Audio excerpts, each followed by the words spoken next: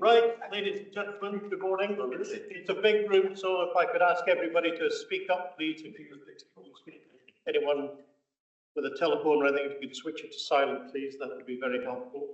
We had apologies today from Diane. That's correct, Chair. And that's it, I think. No other apologies. Can I just note that we are recording the meeting for upload to YouTube following the meeting? And we've got Nick online because he's excused travel at the moment, I'm afraid. Right, could I draw your attention to the minutes, please, of the last meeting? Very quickly go through them. Are there any points anyone wishes to raise in sense of any part of the minutes, please? Can I assume that you're content that they're an accurate reflection of our last meeting? Thank you very much. Can we just go on to the actions, please? I think, Alistair, the actions that were in progress are now resolved. That's correct, Chair. So members will see there are annotations on their board software explaining how those can be found. Anyone, any points on any of those actions? Thank you. We'll take them as read. Strategic risk summary, Hugh? Well, I was only going to say two things, which were, first of all, you'll see that the only one that is read is financial sustainability, which I feel is probably appropriate in the circumstances. But anyway, it's there as the red summary chart. The other thing is that we didn't have our workshop in May to look at strategic risk. So actually that's held over to the 7th of July, isn't it, Kenna, for audit committee and any other members who wish to take part in a shortened risk workshop on the 7th of May. So some of the more fundamental consideration of the strategic risks hasn't happened before this meeting, but will on the 7th of July. Other than that, I wasn't going to go out points. Any points from anybody?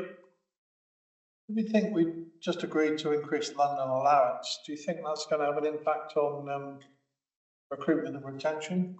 You know, we're trying to mitigate the risk that we see there. It should sustain it, I think, because it puts us on the same par with the City of London and with the benefits. It's actually enhanced the police staff as well, because things didn't by the enhancement. So in terms of competitive, our competition with same organisation as in policing puts us for police staff slightly on a front foot. I think our biggest competitor is still the rail industry from a salary perspective. Anything else on risk? Thank you very much. Policing plan, who's dealing with this? Ian's going to speak to this. Yeah, morning. So I'm going to give a short verbal update on last year's performance for the last financial year, and then I'll talk through the slides we see in front of us there.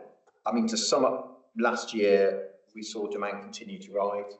250,000 incidents that we attended last year, and 5% more crime last year than recorded in 23-24, up to, if I can round, 25,000 crimes last year, which we recorded. Now, we did solve more crime last year than the year before, just shy of 11,000 crimes. But because of the increase in crime, the solve rate fell slightly. The good news is that last financial year, robbery saw a reduction of 17%, which is good news. And overall, we logged around 185,000 hours of patrol, including around 15,000 stop and searches. Now that's fantastic proactive policing, recovering around 7,500 items. Our find rate for stop and search was actually 49%. So more or less half of the people who we searched had something on. We seized 500 weapons, 13 firearms, and importantly, that's 513 types of weapons that weren't on a rail network last year because of our intervention. And then also around 5,500 drug seizures. Now, last year, tragically, the number of people who lost their lives on the railway increased to an average of 32 per month. Now, it's always sensitive talking about handback times, but of course, it is something that we monitor in non-suspicious cases to ensure that we're able to keep the railway moving. Last year, we achieved 101 minute average handback time for the year against a target of 90 minutes. So it still remains challenging, but we have seen some improvement in that towards the end of the year. I'll touch that when I talk about May's performance again in a moment. Football last year, 636 football-related incidents. That was slightly down on the year before, but actually 175 football-related arrests. So that was up on 23-24. So again, I think some positive moves there in terms of football policing last year. Now, if I take us to this year's slide, so that starts on page 26 of the pack. The summer is now upon us, and we're into our busiest period of the year. And as you've probably seen in the media, we're also encouraging reporting via 61016. We've wrapped a train, as you may have seen, or a logo, I should say, in that 61016, and we think the public are responding to that. Crime is up again so far this year, and that's fairly consistent with the national picture.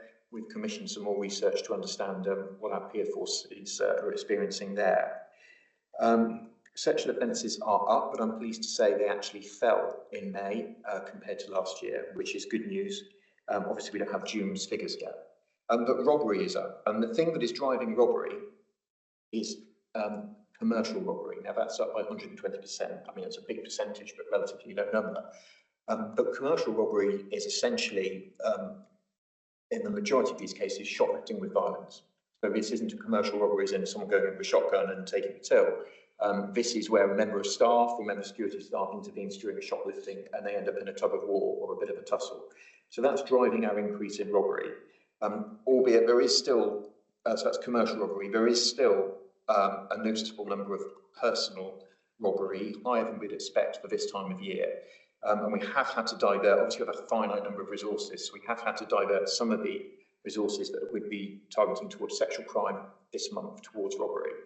Is that, could be interrupting you, is that largely TPP?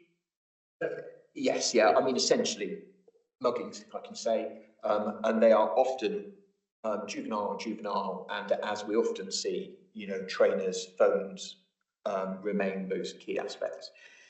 We have got a specific operation running. It's an open meeting on YouTube, so I'm not going to give much detail around it. But that's a series of 50 linked robberies, and we're hoping there's good success in relation to that soon. And we'll see some more movement on that later this month. But we have got proactive, and London drives, you know, London drives a lot of the crime for the country in these areas, and we've got proactive operations running both for sexual offences and robbery. As I said, we have to split resources between the two, but what we are doing is driving hard with the resources that we have got. We're driving them as hard as we can to bring these down. Indeed, graffiti and motor vehicle crime is down so far this year, particularly important. We've put a lot of work in around theft from motor vehicles, particularly at commuter stations. And we know that can affect people's confidence in using the rail network if they think they're going to park up at a commuter station and come back and find the car broken into. We've got some hotspots that we're working with industry on around there, and so far this year motor vehicle offences are down. Staff assaults are up. What I'm looking to do, staff assaults on your pack, which is the top right of page 26, it actually includes verbal assaults and physical assaults, and I'm looking to see if we can split those out in future, because I think it would be helpful to be able to demonstrate what's an actual physical assault and what is a member of staff just receiving some verbal abuse. It would be good to understand both, but at the moment we present them together, so we'll look to split those out in future. Antisocial behaviour demand is also up. That comes to page 27 of your pack. And again, you can see there in the top left the significant rise so far this year. Some of that's weather driven.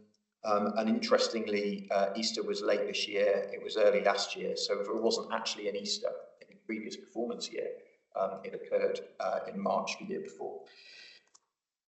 VORG is also up, so 13% up on VORG. And we have specific operations running on that, and I described earlier, particularly our focus on sexual offences and the fact that they are down in May, and long may that continue, but we're keeping a very close eye. I'm just going to touch before I finish on summer policing and town centres. We do have a plan for the summer, and the government have a big drive on town centres this year. And they gave something in the region of £60 million to Home Office forces to do proactive policing in town centres this summer. Fortunately, BTP haven't received anything from a Home Office nor from the DFT in relation to that particular slice of the mission. But we have written to the Home Office, and the Home Secretary has requested and set out our plans for summer, but of course without additional funding. They're our BAU plans. But we have made it really clear, and I've followed it up with another offer to the Home Office, that if there are forces that can't spend their slice of the 60 million, our operations are scalable. So if there's additional money available for the summer, we can use overtime to scale our operations up and better support that. I'll just give some examples of what we're doing around summer policing. So up Imperial, for example, is a joint operation with Essex looking at antisocial behaviour in Southend. Operation Cerium is looking at violence against women and girls in the City of London. Operation Vulcan in Manchester. Also, we've got Operation Lion, which is tackling ASB in Tenby and Pembroke Docks in Wales. And in Scotland, we have the Safer Shores operation, working with Police Scotland, particularly on hot days in Scotland where we see antisocial behaviour. And in relation to shoplifting as well, which is something we're keeping an increasingly close eye on, BTP do host, as you may know, a retail crime prevention partnership for the country, for the whole of any retailers working on the railway. And we have some success there. Page 29 talks about where we are at the moment, when I just get to page 29 myself, in terms of trespass and fatalities. In the bottom right there, you can see that this calendar year we've achieved our handback time target on 2 months and slightly over the green line there on March and May. So that's the bottom right table of page 29. And we're working very hard on that. We just started a lighting pilot. One of the reasons we sometimes have difficulty with handing railway back in 90 minutes is during the hours of darkness. Of course, it's particularly prevalent during the winter. And sometimes with large scenes, lighting is quite difficult. So we've just started 3 lighting pilots throughout the country working with Network Rail to bring better portable lighting to the scene so we can clear the scene quicker. So we'll assess that over a period of time, and if that works, see if we can introduce better lighting across the country. But I mean, that's a key issue. But there's some practical issues in terms of the weight, you know, moving back around with police cars or even the mom bringing the lighting. So, I mean, we have, it's just worth pointing out, you know, since the previous meeting or the meeting before, at least, of course, we've lost 50 disruptive effects officers, FCT disruptive effects officers, which were a massive visible presence, running operations out on the rail network almost every day. So we do have, and those people haven't been lost, they've been absorbed already with our recruitment freeze into vacancies throughout the organisation. So we have lost quite a visible presence on the network. And there is perhaps a collateral impact there when we see a rise of antisocial behaviour and theft. However, as I say, with the resources we have, we look at these figures weekly, we have a performance board monthly, and then a deep dive chaired by the chief quarterly. So the resources that we do have, we're driving hard to get the best performance possible. And that's my summary. Thank you. Thank you. Did you want to add anything more? No, thank you. That's comprehensive. Good. Floor open. Any questions? Emilio? Just one question, Ian. We had officers working together at our stations with commercial security, didn't we? Can you just talk a little bit of how that's progressed? Is that developed? Has it matured? Where are we? Yeah, so in terms of what we called integrated security and policing 2, that's now rolled out across the country. It's working in the majority of areas. There's a few areas where we just need to work on some relationships there. And that essentially brings us together with the staff at the station. So it could be the station manager, the gate line staff, security at the station where they have them across the country, and it's scalable. So at King's Cross, you might expect them to have 3 huddles a day because it's a really busy station. At somewhere like Aberdeen, it might be once a week, just be consummate to the demand in that area. Now, yesterday, BTP hosted a summit with rail industry about how we can take that joint working with security even further forward. And we're looking at how can we have a joint, and these are things we're exploring, so it's very early days. How can we have a joint situational awareness, a joint command and control? Can we bring some of the security command and control into our control rooms? These are things we're starting to look at. And we're piloting an app at the moment with one rail provider where we're able to share intelligence, so photographs of people perhaps who are wanted, who are ID sought, people who have got criminal behaviour orders. We can share them across an app over to the railway staff. So you could be a guard on a train and you're able to see who are the people who are causing a problem in your area.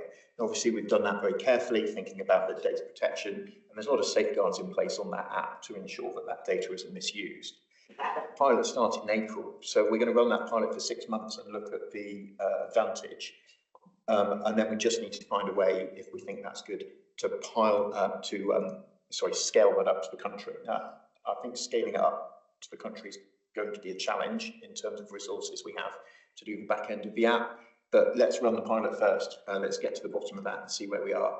But yesterday was a very good summit of industry about closer working on security, and lots of offers at the end for people who want to pilot an even closer approach, and also lend us some resource to help get that project underway. So yeah, we continue to do that, and I think it will grow from strength to strength. Can I just add to that? I think what we're trying to negotiate with industry is to run, the strong pilots which show that we can deliver better security at a more efficient cost overhead to it, which we do think is achievable if we can work in collaboration. Sure, then Ian. Yeah, thank you. I think it's a very helpful and informative overview. Can I ask, obviously phone thefts have been very much in the news recently, acquisitive phone thefts from transit locations, from mopeds, etc. Can you say a bit if you're doing any proactive work alone, or whether you're doing any collaborative work with City of London or the Met on reducing this? Because obviously it's quite a big issue at the moment. And the other one, if you want to touch on, is obviously there's a lot of controversy about barrier jumping and tickets on the underground. And I just wondered if, funnily enough, at Westminster 2 days ago, I saw 3 BTPA officers there at the barriers, which is the first time I've seen them. No criticism, but I have not seen them there for months and months. So I just wonder those issues about ticket avoidance and telephones. So if I take them backwards, ticketless travel for us is really important to work with the industry to combat that. As those people who are snatching phones, those people who are doing robberies typically don't have tickets. So we do joint revenue operations with industry. And also when we can, we do try and get to the gate lines, as you saw at Westminster. One of the things that industry are coming to present, I chair a rail crime reduction partnership. And one of the things they're coming to present later in the year are potential new designs for barriers, because I think, as we all know, the barriers are relatively easy to force, and we've probably all seen that ourselves. So I think there is something around updating the barriers. I've just probably spent a huge amount of money across the rail industry in that sentence. But we're having a presentation on that from industry themselves later in the year, so we can help support that. So we are here, we do regular joint revenue patrols with industry, because frankly, if someone doesn't have a ticket, they are generally the type of people we're interested in terms of the first area of the theft. In terms of theft of phones, I don't know if Charlie's got anything specific to add from the forensics point of view, but the mopeds obviously doesn't tend to be on our jurisdiction, but I suspect they're the same people. And in terms of the theft, those snatch thefts of phones, quite a lot of them translate to robbery. And when I talk about personal robbery, the difference between a snatch theft and a robbery is essentially whether someone realises they have been snatched and you end up in this tussle. So a lot of our offenders are the same ones we're targeting for robbery. We have had some great success arresting people. I'm doing this bit from memory, so forgive me if my numbers are wrong. We recently arrested several people who had about 20 stolen mobile phones, wrapped in foil rather than being found, and we're constantly targeting that. But of course, we are prioritising sexual offences and robbery over theft. The other thing we're doing is working with industry to try and improve their CCTV offering across the board. So, in a very generic sense, not naming any specific operators across Great Britain, obviously being an open meeting, some parts of railway have got fantastic CCTV, which give us really good leads. Some part of railway have got quite old CCTV, but it doesn't actually, when we get hold of it, progress the investigation. So we are working with them to try and improve that, because that would, I think, help in terms of making the railway a really hostile place for phone theft. There are places where you can go where you're unlikely to be caught. And I think Charlie's just going to come in with some specifics. Yeah, so we do run joint operations with the Met and the City, unsurprisingly, and they are pretty regular. That includes the overt targeting of subjects, as Ian has alluded to. They generally are the same cohort, irrespective of the method they use. So sometimes there'll be mopeds, sometimes they'll be on foot, sometimes they'll be in groups. We're also looking at where phones are disposed of. So in terms of activity, covert policing activity that is targeting the sellers, or the buyers, and then the sellers of mobile phones, effectively trying to cut off the supply routes, because essentially most of the time these are being stolen for profit, effectively to pay for other, drugs and other things. So there is a quite established handling network that we are seeking to dismantle with colleagues from the Met and the City specifically. So a lot of activity in that space, as you might imagine, but targeting the offenders and the locations, and then targeting the outlets that are then purchasing those things and then selling them on legitimately. Thank you. We have, can I just say as well, we have been doing some joint operations outside of London with West Midlands and GMP and others as well. So, I mean, in fairness to BTP, there's always been really good collaboration with other forces, because particularly if you take London, what we don't want is, criminals to have free movement across the capital and think that they can, not buy a ticket and operate with criminality with total impunity. I mean, that's what we need to cut off. Fiona, then Ian, please. And I just put on record, TfL really appreciate the working on revenue fraud that is happening across the network. We know it's challenging, and it's also the biggest cause of staff violence. So when people intervene, I know that they're very grateful for what BTP are doing. Just one quick one from me, which is when you look at disruption minutes, which is on slide 30, there's clearly a seasonal trend. So December, you seem to have less trespassers, you sort of come to summer and there's more.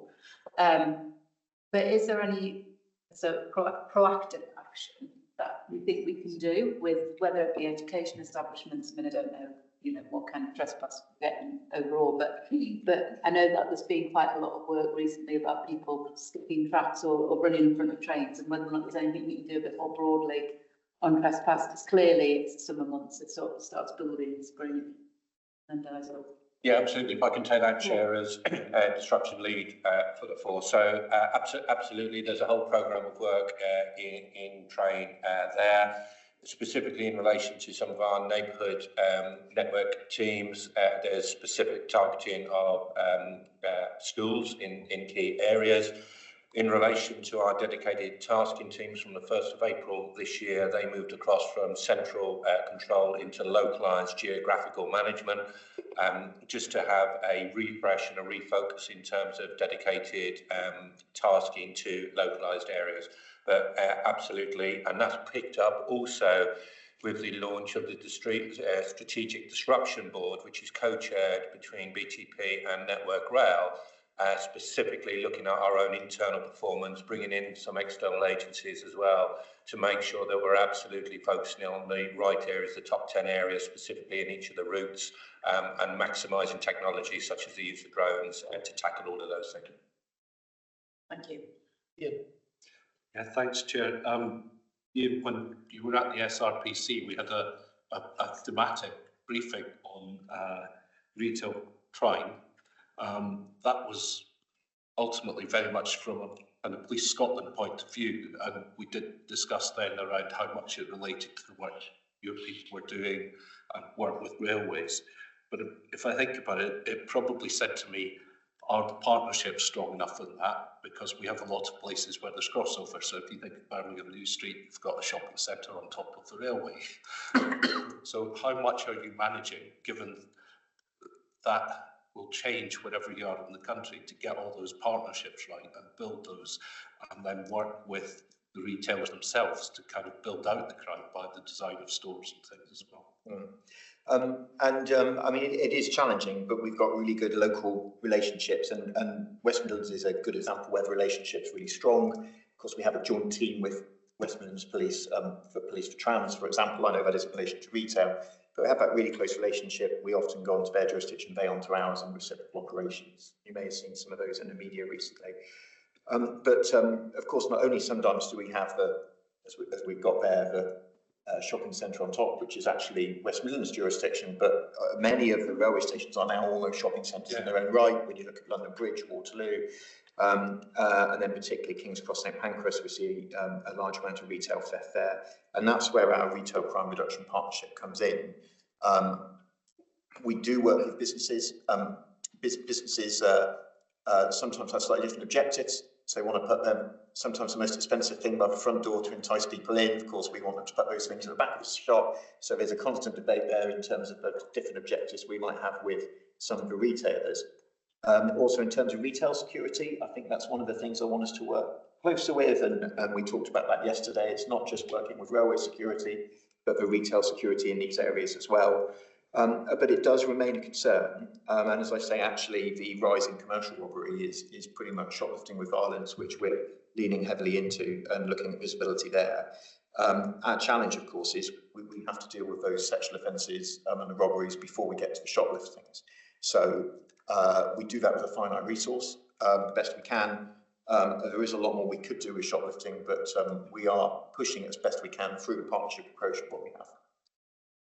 And that as something else on, it's a wider question, but we're seeing rises in all these areas, and I suspect some of that is as the railway continues to get busier, as we know. Our people are probably fairly static.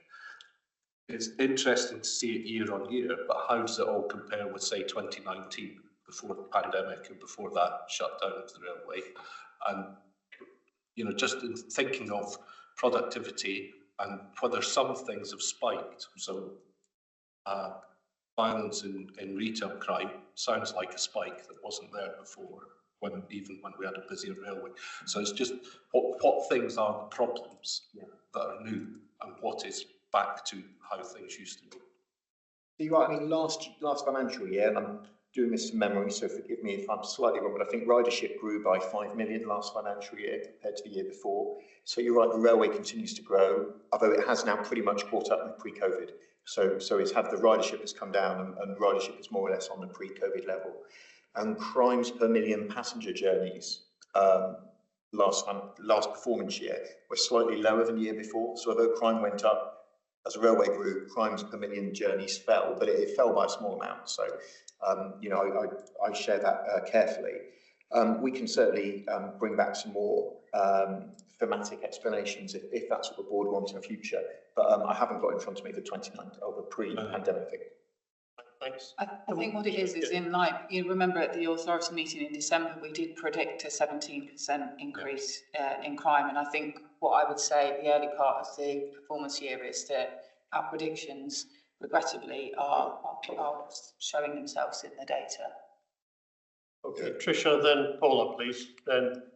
So I had a similar kind of helicopter question to Ian's, and thank you very much for the presentation. I mean, obviously this is the first time as an authority that we've had a conversation about performance using the new simplified framework with the 3 pillars, and it's great to see the information brigaded under each of those pillars. So that's kind of, we're on that journey together, and I think it's really heading in the right direction.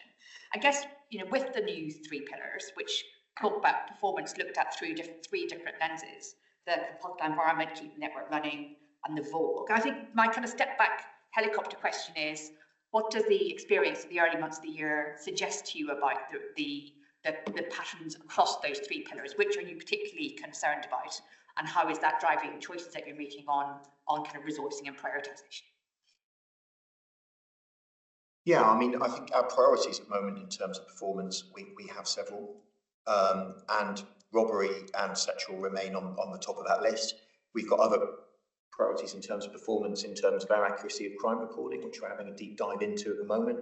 And that's likely to actually drive an increase in some of the lower end offences where we think we may be underreporting at the moment. So they're our 3 key priorities in terms of crime performance. And then the other performance, of course, around keeping the railway running and disruption, particularly coming into the summer, becomes really key for us at this time of year. And when the schools, of course, as you know, and that feel throughout the year as the schools break up in a few weeks' time, but we know that actually we'll see an increase in trespass. So that's our other key priority for performance then going into the summer now. But you're right, it does move throughout the year, and we tend to see more sexual offences in the summer, more robberies in the winter. That isn't playing out actually in May. We need to wait a bit longer to see if that's a blip or not. But they're probably our key things we're focusing on at the moment, I suggest. Yeah, so in terms of proactive and investigative effort, they're generally focused on the high harm areas, unsurprisingly, so those areas that most affect people's lives day to day. I think that we, largely in the sort of volume crime space, if I can call it that, we are largely working with a range of partners in the prevention space, because arguably the numbers are significant, but they are generally low harm crime types, which we believe with the right support that people can either help themselves or indeed retailers and others, as Ian's mentioned, can help themselves. So I think it's a sort of two-tier approach. Can I just a super quick follow-up? That's right. I mean, I think that's really clear and really helpful. And what's your early experience of using the 3 pillars framework? Is that something you're finding helpful? So, I mean, that way of describing what the force is here to do 3 big things. Which of them are, how well are they going? Is it settling in well? Do you think it needs more refinement? Just a little bit of sense of the system. I mean, I think it's helpful when we take this big overview, but if I'm frank, we go even deeper into a whole load more areas in force, both weekly and both at that monthly performance board. And we tend to do thematic deep dives as well. So we're doing that thematic deep dive this quarter around our crime reporting, because we want to make sure that there's a very technical, about a 700-page rule book on crime reporting, which we're inspected against. So we're doing that. So I think it's really helpful. I think it's helpful, be interested if members think it's helpful to report it this way here, but actually we go into so much more detail in different meetings. We really get underneath that in the force. Thank you very much. I think if we just restricted our thinking to that, then, the work that we deal around vulnerability, the rise in mental health.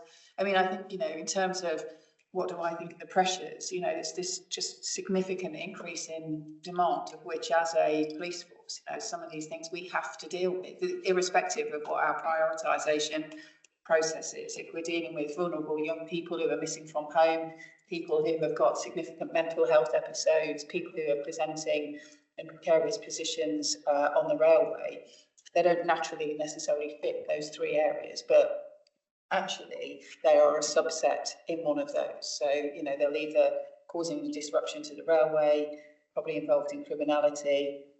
I think the rise in the reporting of sexual offences, we all talk about the rise in sexual offences. At what point do we say then we think we're at a level, or actually is it a growth? And I've become increasingly concerned that I don't know whether this is more sexual offending or whether it is more reporting. I think it's an easy go-to to say that we've got the confidence of victims and their reporting, but I think that removes the debate about whether or not we're actually just seeing more sexualised behaviour in public places directed to victims on the railway. And I think that's an area of concern for me, and I would like to see greater investment in our capabilities to be able to deal with that, and particularly to be able to investigate it. The biggest deterrent to a sexual predator is to know that they'll be detected and be prosecuted and potentially end up on the sexual offences register. And that ties in with our work we're doing with industry about better CCTV as well. And more on that throughout the year as we really push into improving CCTV across certain areas, which will really help. It's really hard for my officers and staff to have to tell a victim that the CCTV wasn't working or it's inadequate, it's still analogue. When you've been a victim of, such a horrendous crime, it's a really tough message to have to share, and it fundamentally undermines our inability to bring offenders to justice. Paula, then Brian, please. Thank you very much, Ian, and thank you for bringing it to life in such a clear and concise way. Elsewhere in the document, there's reference to designing out crime, and I'm interested in a world in which, as Lucy says, the numbers of crimes are going up and the resources to deal with them are either static or going down. what's your view on the effectiveness of the designing out crime? What areas does it appear to be working in, and how can we double down on that, and how can we do it perhaps in partnership if the resources are not ours to deploy? So we have a number of designing out crime officers, and they are very good at attending areas where there's been serious crime, or fatality, or a trespass hotspot, and giving recommendations back to industry about understanding how did the person come predominantly to breach into the railway, so there was a trespass.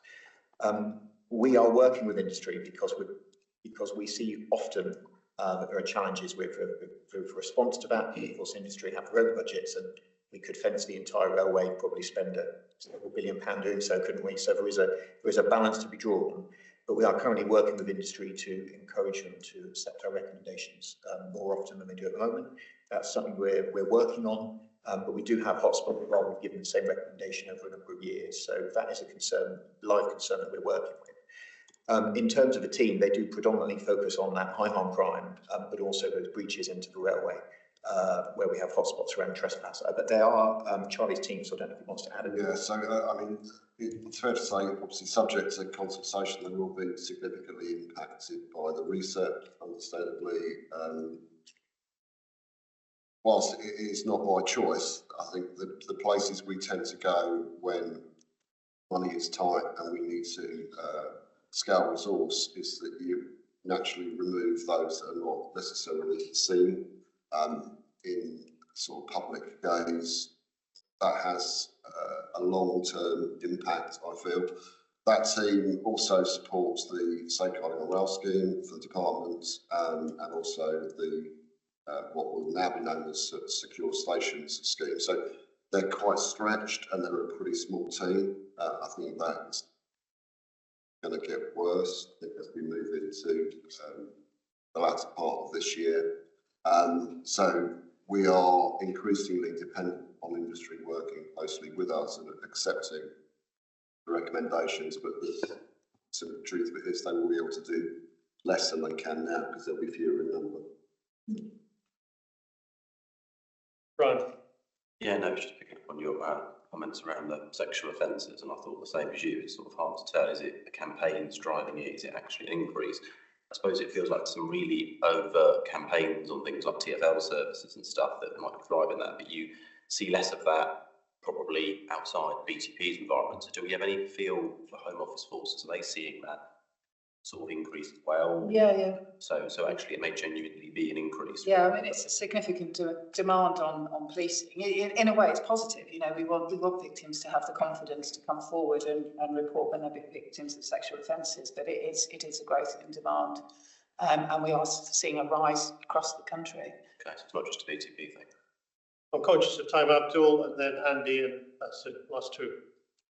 Just on violence against women and girls, and I know that it's a priority for BTP and the UK government, and it's been raised before about the solve rate at 12%, but do we foresee that to increase, within the coming years, and can we do anything to increase that solve rate? Because 12%, to any victim to say, well, the likelihood of your crime being solved is only 12%, isn't good enough, I don't think. And I think it's absolutely not good enough. I mean, 88% of the time that we don't solve it, that's exactly what we are, the position that we're in. We are good in class. So if we take the position nationally, we have a relatively good solve rate when we're benchmarking. But from my perspective, it absolutely is not good enough. It needs to be better. There is a whole system approach which is, being led at a government level. We've had a rape trial that's just been listed for the end of 2027. I mean, that is just, is very poor. And from a victim's perspective, that's difficult. And, we have to have a whole framework in place, rightly, to be able to support victims, to help them go through the course of the justice system. So I do find it very unacceptable. It is something that I feel strongly about. I think for the MTFP this year, from my perspective, we should transparently say to you as an authority, if we were to apply a county lines type model for violence against women and girls in order to step up what would it look like? And I hope that we will be able to bring some suggestions to the committee later on in the year in order to say these are some of the things that we think that we would like to do, but at the moment, we are hindered from achieving. But in terms of 12% and how that gets better, it's a whole system right through to better effective CCTV. Often, we're in an unfortunate position where it's a victim's allegation against a suspect and the suspect, so it's a one-on-one position, inadequate CCTV that doesn't give any corroboration, then it has to go through to the CPS, and there's lots of drop-off points, Abdul, in the process, which actually ends up, when you put the whole lot together, frankly, we all need to be better, not just BTP, but the whole system. Because to any perpetrator looking at that, if you're committing offences on the railway, well, I'm not going to get caught. The probability is I think commit sexual offences on the railway because the likelihood is nothing will happen to me. That's what it says, and that's not right. Absolutely, it's saying 88% of the time we're not managing to solve that. Now that isn't specifically a BTP issue. There's an awful lot of contributory factors that, we're not sitting here thinking that we're not doing our absolute best in order to improve that, because there is a fantastic amount of work, and sometimes there is a victim choice in the middle of this. So making sure we have a victim-centric investigation is really important, and some of the other outcomes that we have to deal with some of that sexual offending is absolutely right and proper through the lens of a victim.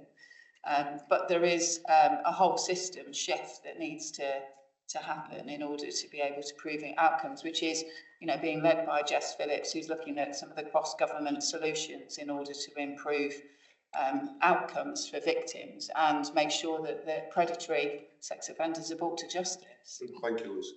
Andy? Yeah, just quickly, where we deal with partnerships when we're trying to prevent crime, cycle crime is a good example, the commercial stuff you mentioned, where I personally think we should be tougher on the potential victims of crime. And, we have the arguments with the commercial people about how they want to organise their shops.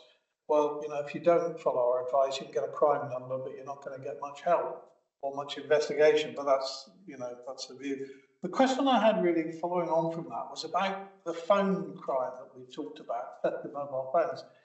Is it the case that if your IMEI number is reported to the operator and your phone is killed, it can't be reactivated? No, it can't. It goes to China. It does. I got robbed outside Wally. No, I didn't. How did you get back on? Someone dragged me on the path. And they hide them in bushes. I could give you a full story about it. That's all. Okay, all right. But locked in the UK, but of course they're just exported and then they're used. Right, so they have value elsewhere. Okay. Yeah, and in fact, most of the mobile phones that are stolen in the UK do end up overseas. Yeah. So It won't be tried. That was the way of mine. And yours. Okay, I'm conscious of time, folks. Thank you very much for that, Ian. Very, very helpful. Good debate on it. Sure. That additional information that Ian suggested, we can do that out of committee. If we can get that circulated, that'd be very helpful so members can see that. Thank you very much indeed. Chair, just to summarise, if I can, in a very few moments, is so ridership grew by 5 million last year. Will it grow by 5 million this year? Question. That will put us under a significant amount of pressure. And of course, the railway continues to grow, and we see, and the government quite rightly are trying to grow the railway. And we see a whole number of lines opening up across the country, more stations opening up, East-West Rail. Ultimately then HS3 is a bit further down the line. So I just say that's a continuous pressure on our performance, and that ridership, I think, will continue to grow here. Okay, thank you very much. Financial performance, Steph? Thank you. So this rounds off the first year of bringing a more substantive financial performance update to this committee. So really keen to hear any feedback on if the pitch is still right, if we want anything different by that. Numbers in the pack that you've had are based on our period 13 provisional outturn that went to our Force Executive Board on the 1st of May and was reviewed by Finance, Legitimacy and Performance Committee this quarter as well. On the first slide, we've just provided a short update on some very minor changes that we're already aware of pre-audit. Audits found nothing that would change those numbers as it stands at the moment. Of course, that's still open for a little bit longer. On the 3rd of March, last time we were here, actually, I reported a £0.5 million forecast overspend at Q3, following a great deal of work within BTP to bring the position down throughout the year since Q1. with an overview of the range of potential outcomes at that time. So I think we were between an overspend of 2.3 million and an underspend of 0.8 million, but close monitoring of the risks and opportunities to bring the outturn as close to budget as possible. Since then, and at period 12, the forecast reduced to a £250,000 pressure. By period 13, it obviously went up again to outturn at £500,000, with only a tiny adjustment at period 14 of 24k, taking the position to a pre-audit period 14 outturn of 0.521 million. There are a few things that have contributed overall to that towards the end of the year.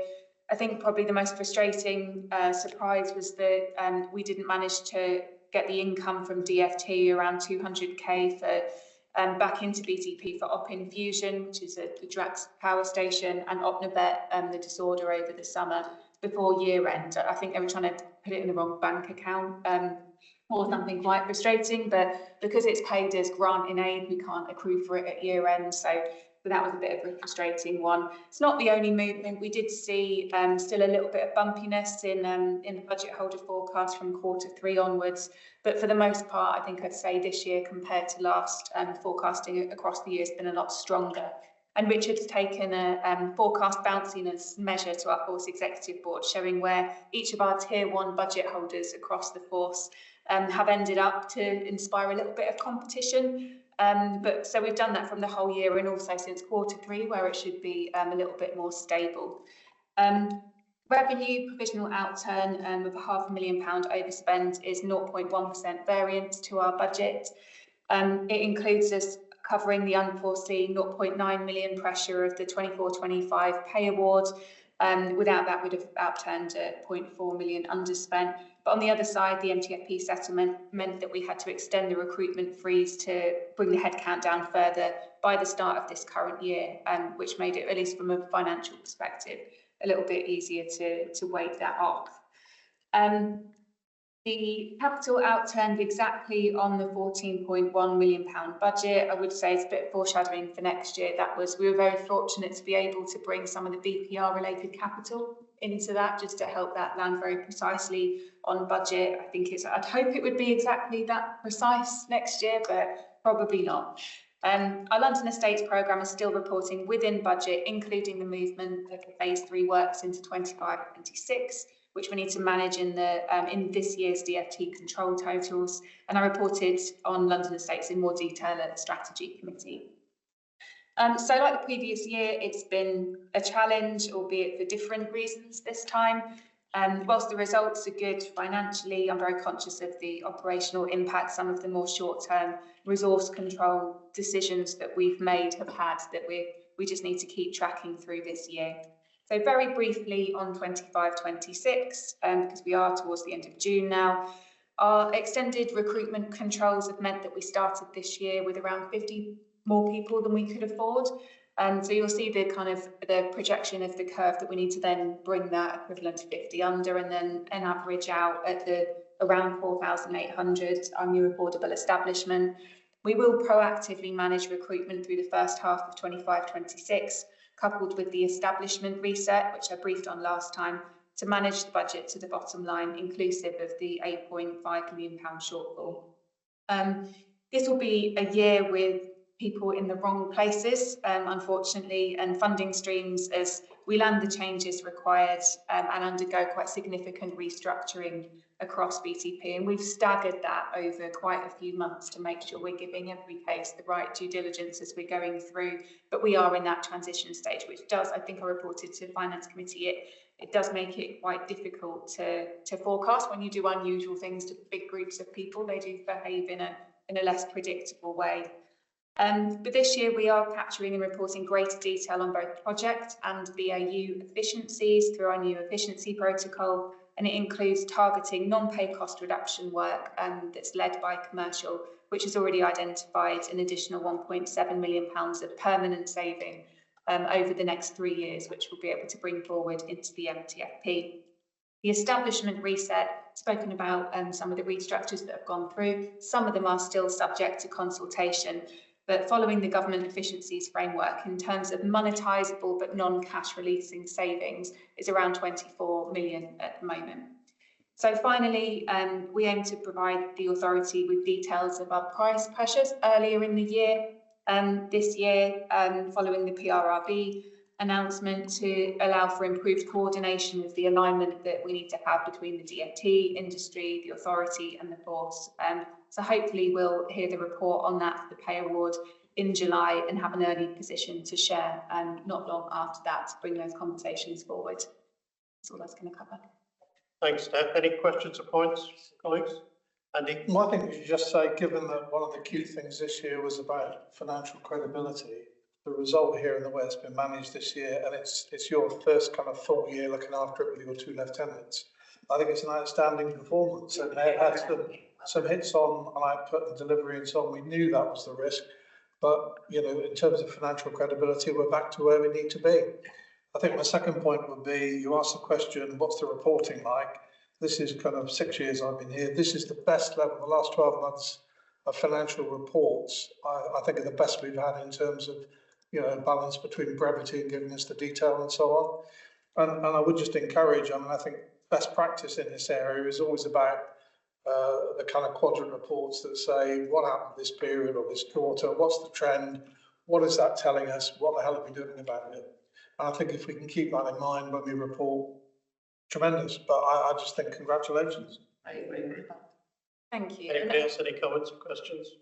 Could I just say, and I think it's personally, I find it really valuable to talk about finance at this committee when we talk about performance as well, because it's so easy to look at things in silos. And I think to make sure that we understand the kind of overall implications of everything, and just on record, a huge thanks to Richard Johnfield and his team, and of course, Harriet Andrews.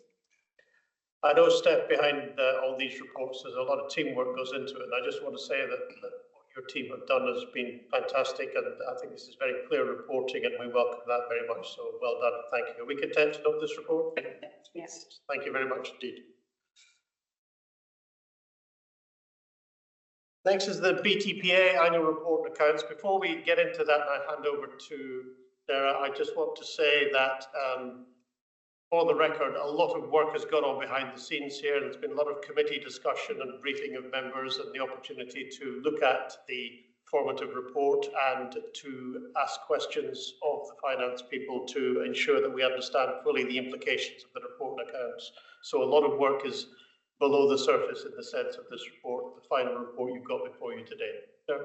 Thank you. Yes, so you do have the annual report and accounts for the year ending 31 March 2025 for you to approve. I will just say that this isn't quite the final version.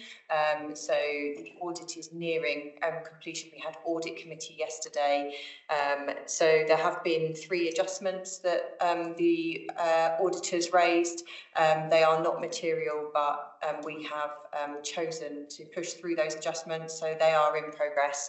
And audit committee will be meeting on the 7th of July to confirm their approval if you agree to delegate to them of the final numbers that will go and be laid. As you say, Ron, there were 2 detailed walkthroughs offered to members that took place last week. There was some really good discussion in both of those meetings. There's also been a fair amount of comments and feedback given outside of those meetings. There was a paper presented to Audit Committee yesterday by Harriet Andrews, which gave a really good level of detail and background information into the numbers that have gone into the accounts. So that was also really, really helpful. There was some good level of questioning around the pension accounting, for example, and some requests for further reassurance from members, which I hope members found helpful. Further information was provided in Audit Committee yesterday. Like I say, the auditors are finalising their report, was provided in draft yesterday, and some final review by NAO will happen towards the end of this week. But we are expecting a clean opinion from KPMG, so that's a really good outcome for the year. And again, I reiterate the thanks to Harriet and her team, and then related to the management accounts, Richard and his team, for bringing that all through. DFT have also reviewed the annual report and accounts and have fed back their comments. And importantly, they've also taken a good look at the front half because there's some key messaging there that we all need to be alive to. So I will stop there for now and I will take any questions. Any questions or points? I'd just say a massive well done on getting through the audit. People, I don't think understand just how difficult financial audits can be. And I think it should be noted on record that only to have 3 minor amends is a pretty good place to be. Thank you. And we haven't mentioned Lindsay. Lindsay's definitely behind getting us to this point and holding the auditors' feet to the fire and making sure everything's on time. So again, thank you, Lindsay, as well. Anybody else? I know we've been through this in some detail at various points, and it's not all new news to you. But I do want to place on record, Sarah, thanks to you and your colleagues for a lot of very hard work there, and colleagues in the force as well. I include in that number in terms of providing all the details. So thank you very much to all the people who've provided this work behind the scenes. Are we content to note the annual report? Yes, we are. Yes. I know that we'll also put it back to Audit Committee on the 7th of July. We'll put it back to Audit Committee on the 7th of July for final approval. Thank you. I'm going to call a 5-minute comfort break now. Could I ask that people come back at 12 o'clock, ready to resume? Board Effectiveness Review. Thank you, Chair. So I provided an executive summary on page 204. So I would be interested to hear any further feedback from attendees before you turn your mind to the recommendations at page 205. Remember, there's been a lot of toing and froing on this in the same way there has been in the annual report, so it's not news to all of you, but does anybody have any points? Yeah, Tricia. First, I think it's a really good paper. Thank you very much. Clearly, I think you've had quite a lot to assimilate here, and it's always difficult to kind of get the right balance. But I think it's a very, very good paper. My question was going to be, this is clearly an important driver of action in the short term, but it's also a helpful input into next year when we're having the external process. So, what does this suggested to you we need to kind of focus on when we get to the external review, or is there anything that you're consciously thinking this is a key issue for next time around? So I'm not, well, without wanting to tempt fate, I'm not too worried about the external review, given the sort of discussions I've been having with Scottish Police Authority as a peer, so we compare well with them. Yeah.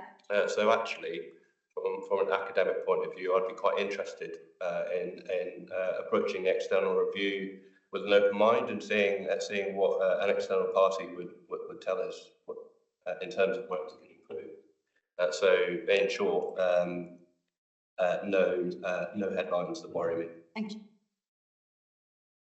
Anybody else?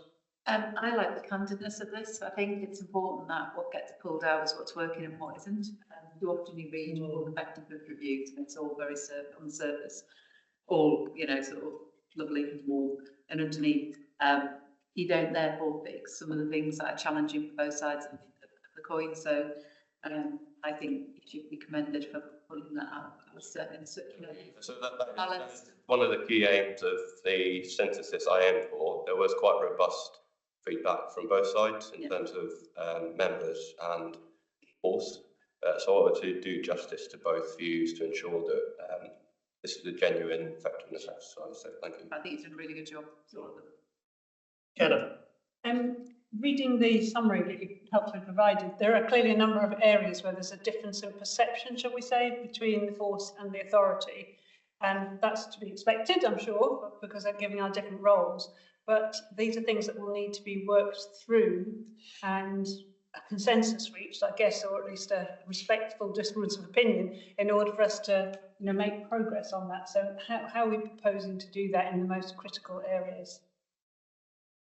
I don't know if it is simple. So first of all, just to echo other people's comments on the way Alistair has managed to write this up, and actually the breadth of inputs we had this year, because I do think it's more than we've had in recent years.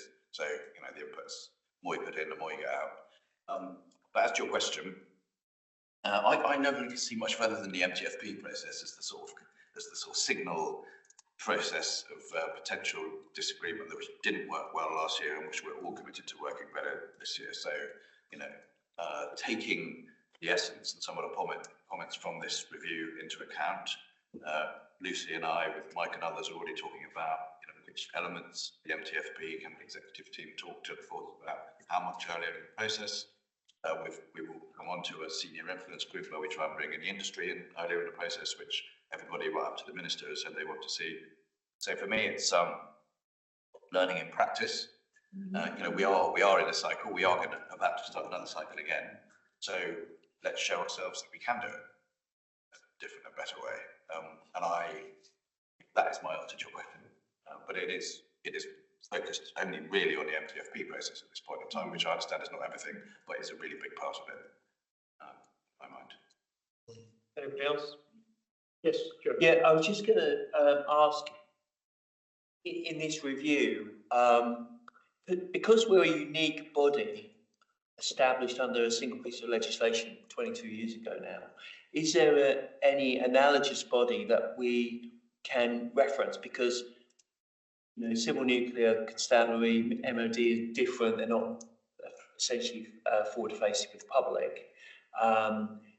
Police and Crime Commissioner, Met are not the same. We're not analogous to the Met or Police Board. So I just wondered, is there a body that you've looked at that has a similar type of work programme, work stream relationship between executive, senior management team and appointed members? So within the past 18 months, I do periodically, not every quarter, but I do keep an eye on our peer police authorities in Scotland, Republic of Ireland and Northern Ireland. The recent Scottish Police Authority corporate benchmarking exercise that I referenced, they looked at, for example, the Scottish Fire and Rescue Service and other public bodies in Scotland. And of course, we've got the City of London Police Authority Board as well. So there are bodies we can look at. That's perhaps an area that I'd invite the external reviewer to look at. It'd be good to hear from them any examples across central government or fellow ALBs that may not be directly comparable to our context, but would nevertheless perhaps give us some lessons learned in terms of how we do things. I add to that. I do. Yeah. I mean, so in the past, as Alistair said, we looked at most policing governance organisations, and we found, I think you just said it really, actually most of the more comparable ones are elsewhere in Great Britain, not in England and Wales, but indeed outside Great Britain in relation to Ireland. But part of your question was: is there another organisation which isn't policing? So first of all, I think it's different. I think we've done a lot with policing. I think it's a great challenge whether there's something that isn't policing and that's a bit similar. My second thing, which is just really a bit fortuitous, is that the ability of government to create a unique body is amazing. I mean, it's always. But how many unique bodies has an Act of Parliament created? I mean, loads. Wouldn't think it's possible. So it's all about looking at similar organisations and trying to draw the essence. So it's quite has to be quite a thoughtful exercise. Anybody else? Any comments or points? I mean, I think from the force perspective, it's important that we work closely together to deliver on the recommendations if the recommendations be by members, because from our perspective, that's how we can be more effective jointly together. And we're really keen to work with the authority to achieve that. And also, I think probably for me, just on the paper, it's just how we can benefit from the experience of members more in terms of your visibility across the force. And we're very keen to try and work that through with you as members over the next 12 months, and then see how that can help us and assist us with some of our decision making. Anybody else? Okay, can I draw your attention? Sorry. No, I just wanted to echo, I think, the point that Fiona made about the kind of candid nature, which is really helpful, I think. And my sense overall is we are in agreement on where we are in agreement. It's on what we're trying to achieve, or we're not always in agreement. It's on how we get there. And I think it's really helpful if we can hold on to this. And thank you, Alistair, for the work you've done to get us here, because I think I agree, Lucy. If we really make this work for us, there's a lot of benefit to be had from this. These sort of exercises can be a bit bland and a bit unhelpful. My sense is this could be really, really helpful if we are all committed to taking actions forward. Thank you. Can I draw your attention, colleagues, to page 205 of the pack and the recommendation to paragraph 4 of the executive summary? Are you content to approve those recommendations? Yes. There you go, Alistair. Thank you very much for all that hard work, and the recommendations are approved by colleagues. Board of Governance refresh. I'll take that. Sarah? Okay. So this paper is requesting approval for 2 changes to the Code of Governance Financial Scheme of Delegations. So the first one is related to income acceptance, and specifically it's non-PSA income, where BTP currently have a delegation of £20,000, so they're able to accept non-PSA income related to things like one-off operational support and the funding thereof, without coming to the authority. Anything above that comes to the Chief Executive. That process has worked well so far, and the process is well established in terms of also ensuring that BTPA still have oversight of the income being accepted. And so we would propose to increase that threshold to £50,000 to ensure that BTP can continue to work quickly and in an agile fashion, but also ensuring that we maintain that oversight. The second one relates to civil claims. So currently there's quite a low threshold. It's £10,000. Anything above that comes to Hugh as the Chief Exec, and then over £50,000 comes to the authority. And we have tightened up the application of that delegation, and as a result, Hugh has seen quite a lot of these coming through, quite a few in the 10 to 15k range, I would say. These relate to payments that the force wish to make, which would ensure that they can settle in advance of any legal proceedings progressing. At the moment, the threshold we have doesn't include or doesn't really reference the legal costs. I propose that the threshold that I'm proposing here excludes legal costs, but that when the claim is the compensation payment is being put for approval, an idea of legal costs is accompanies it, and obviously we appreciate that they will be negotiated as well as they can be. I'm also proposing to change the description. So at the moment, that there's we need to tidy up, I think, in our code of governance. There's quite a few references to special payments, so I don't think these really are, and so we need to make sure that we're very clear on the description here, and I will speak with DFT afterwards to make sure that we have all of that tidied up and we have the correct descriptions. So they're the 2 requests that we're making for approval, and we will update the document following this should the approval be achieved. Thanks, Sarah. Any points or questions? Abdul, I can see your hand quivering there. Thanks, Chair, and thanks, Sarah. That's helpful. So I think the points that I have, so the PSA I'm happy to go ahead with. In relation to the civil claims, I'm not sure I can support as what is being envisaged.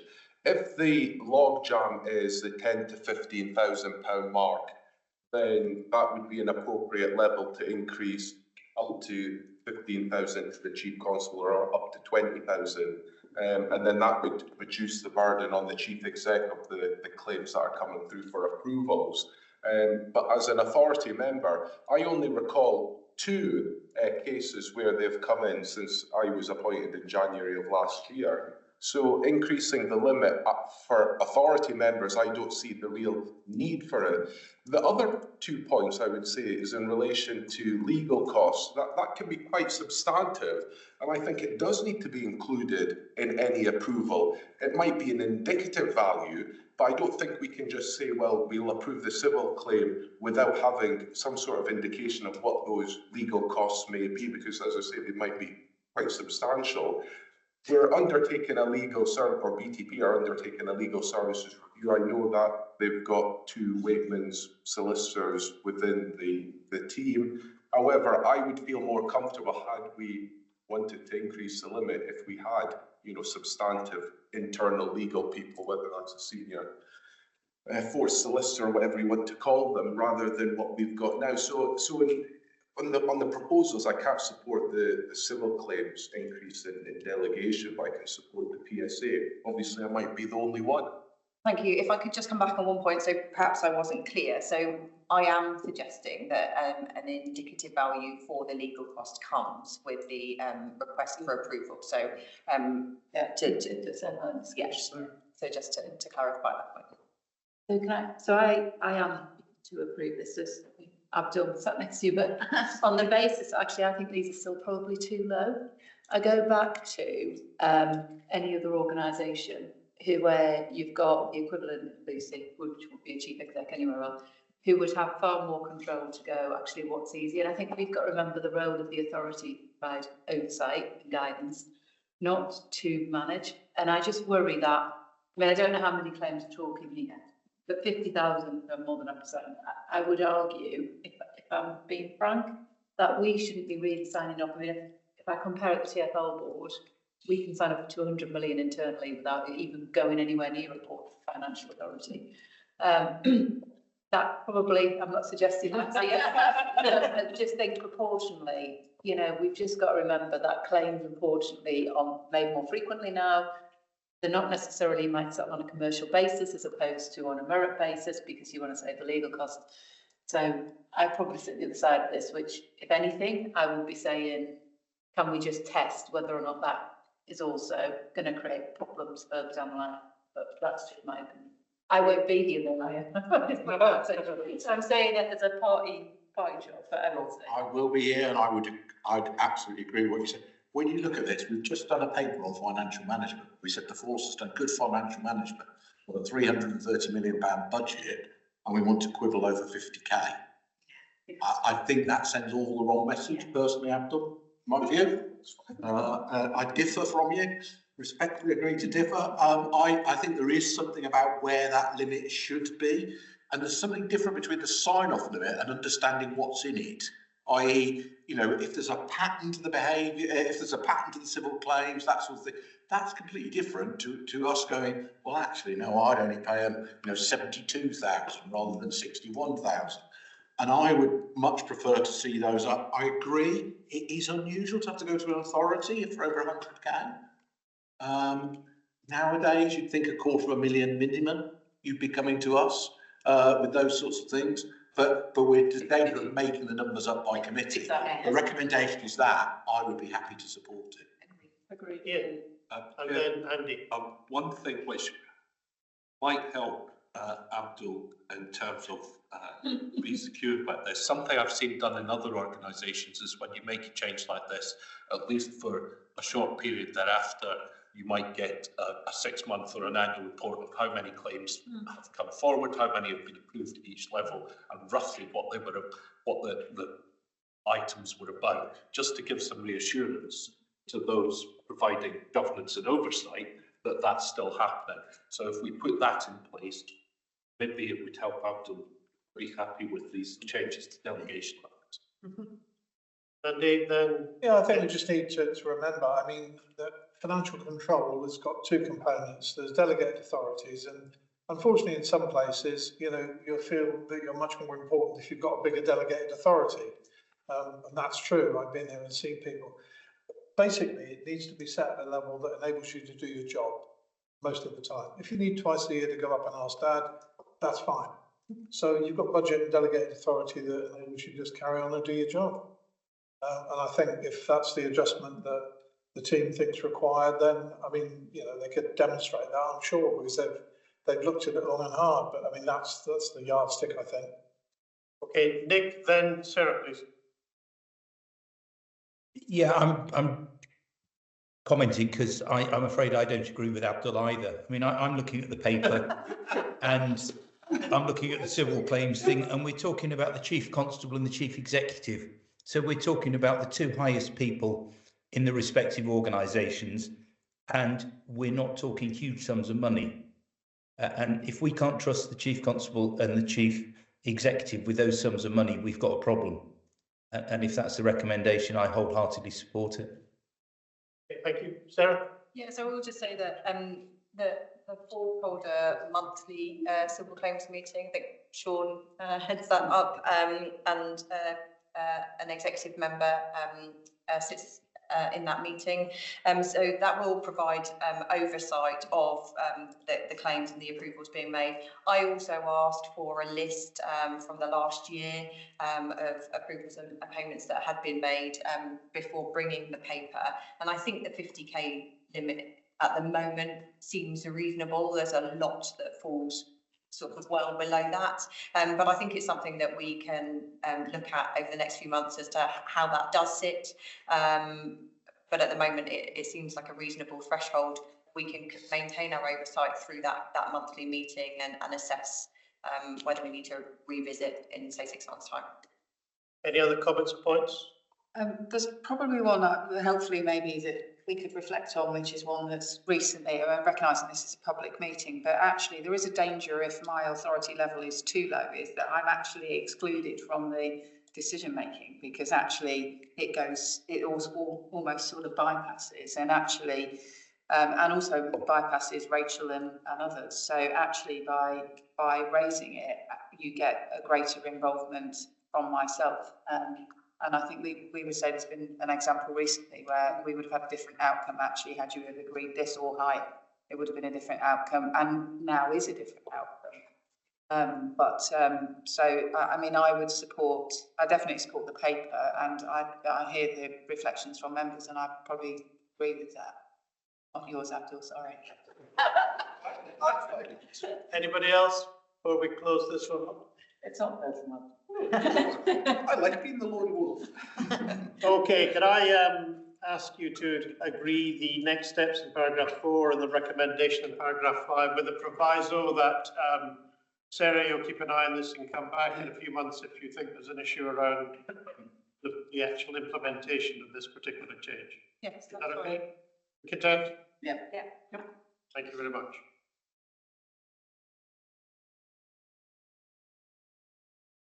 Innovation mechanism. Steph. Okay, so this proposal, I hope, responds to the authority's request for to go and look at a funding mechanism to support innovation, productivity and efficiency.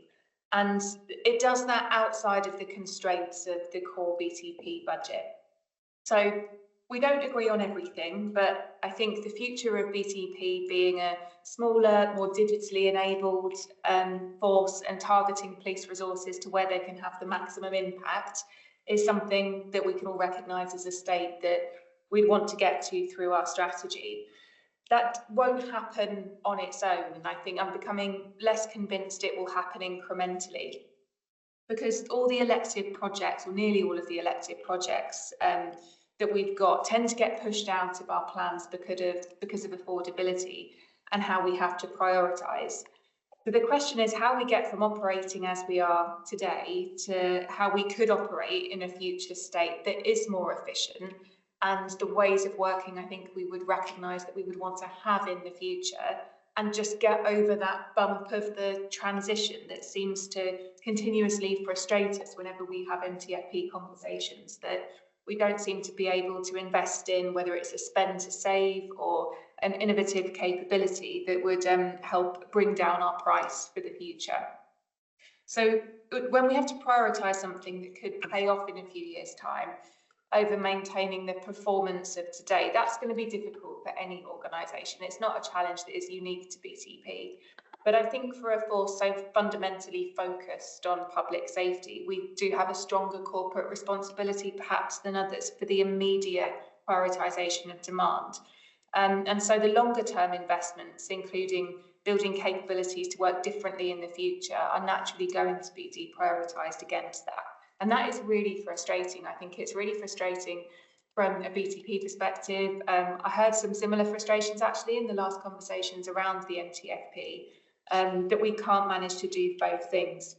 It's something the Chief raised in her 3-month pitch on her reflections into the role of Chief Constable at BTP around the need for a bridging loan to get to that future state. And I think where we've ended up instead over the years is just generating pockets of efficiency and washing that back through force on the move, reinvesting them to manage demand and trying to keep future charges as low as possible.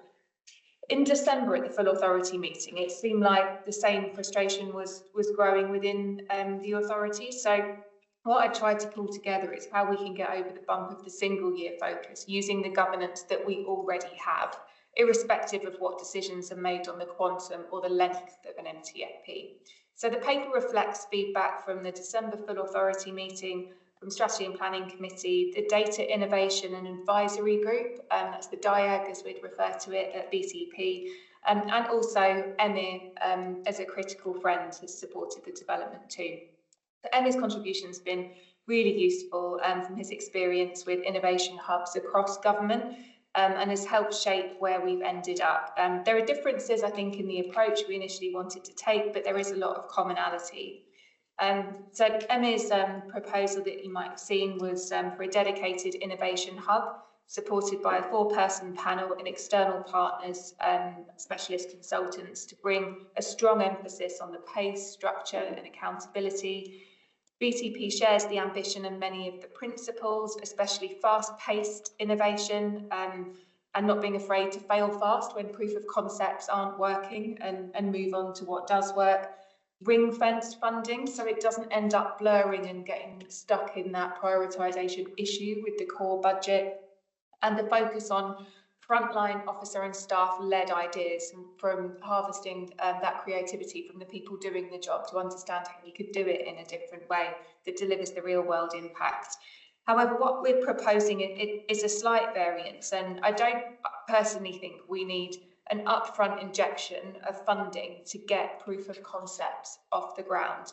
I think we can do that really well with the governance that we've got already and what we've got planned over the next few months. We've got our Data Innovation and Advisory Group, we've got industry experts in data and innovation to guide the incubation of new ideas.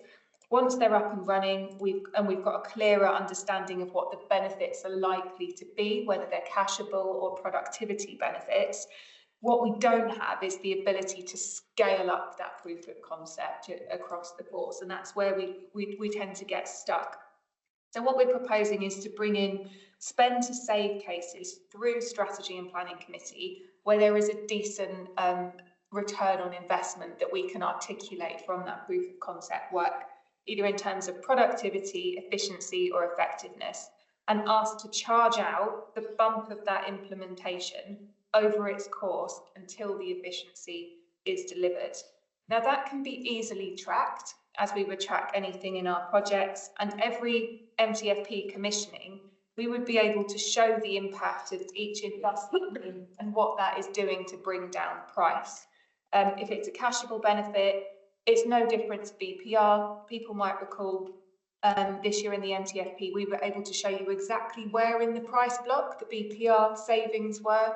It would be similar to that for any invest to save. So we believe the proposal is a more sustainable, internally led approach, embedding innovation within operational teams led by the Chief Technology Officer with the support of DIAG, and importantly, avoiding any new senior roles or external contractors. It avoids additional overheads, protects internal capability, and ensures innovation is grounded in operational reality. I've mentioned being ready to fail fast, but again, if it doesn't work, move on to something else.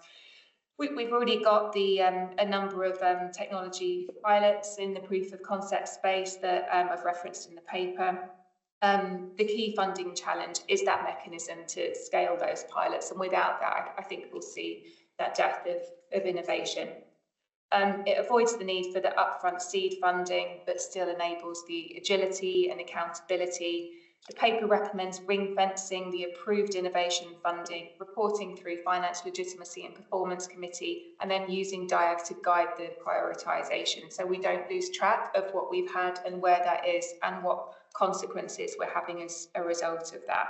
So in summary, the mechanism allows us to move at pace, invest wisely and deliver transformation without creating new structures or roles around that duplicate existing capability in the force.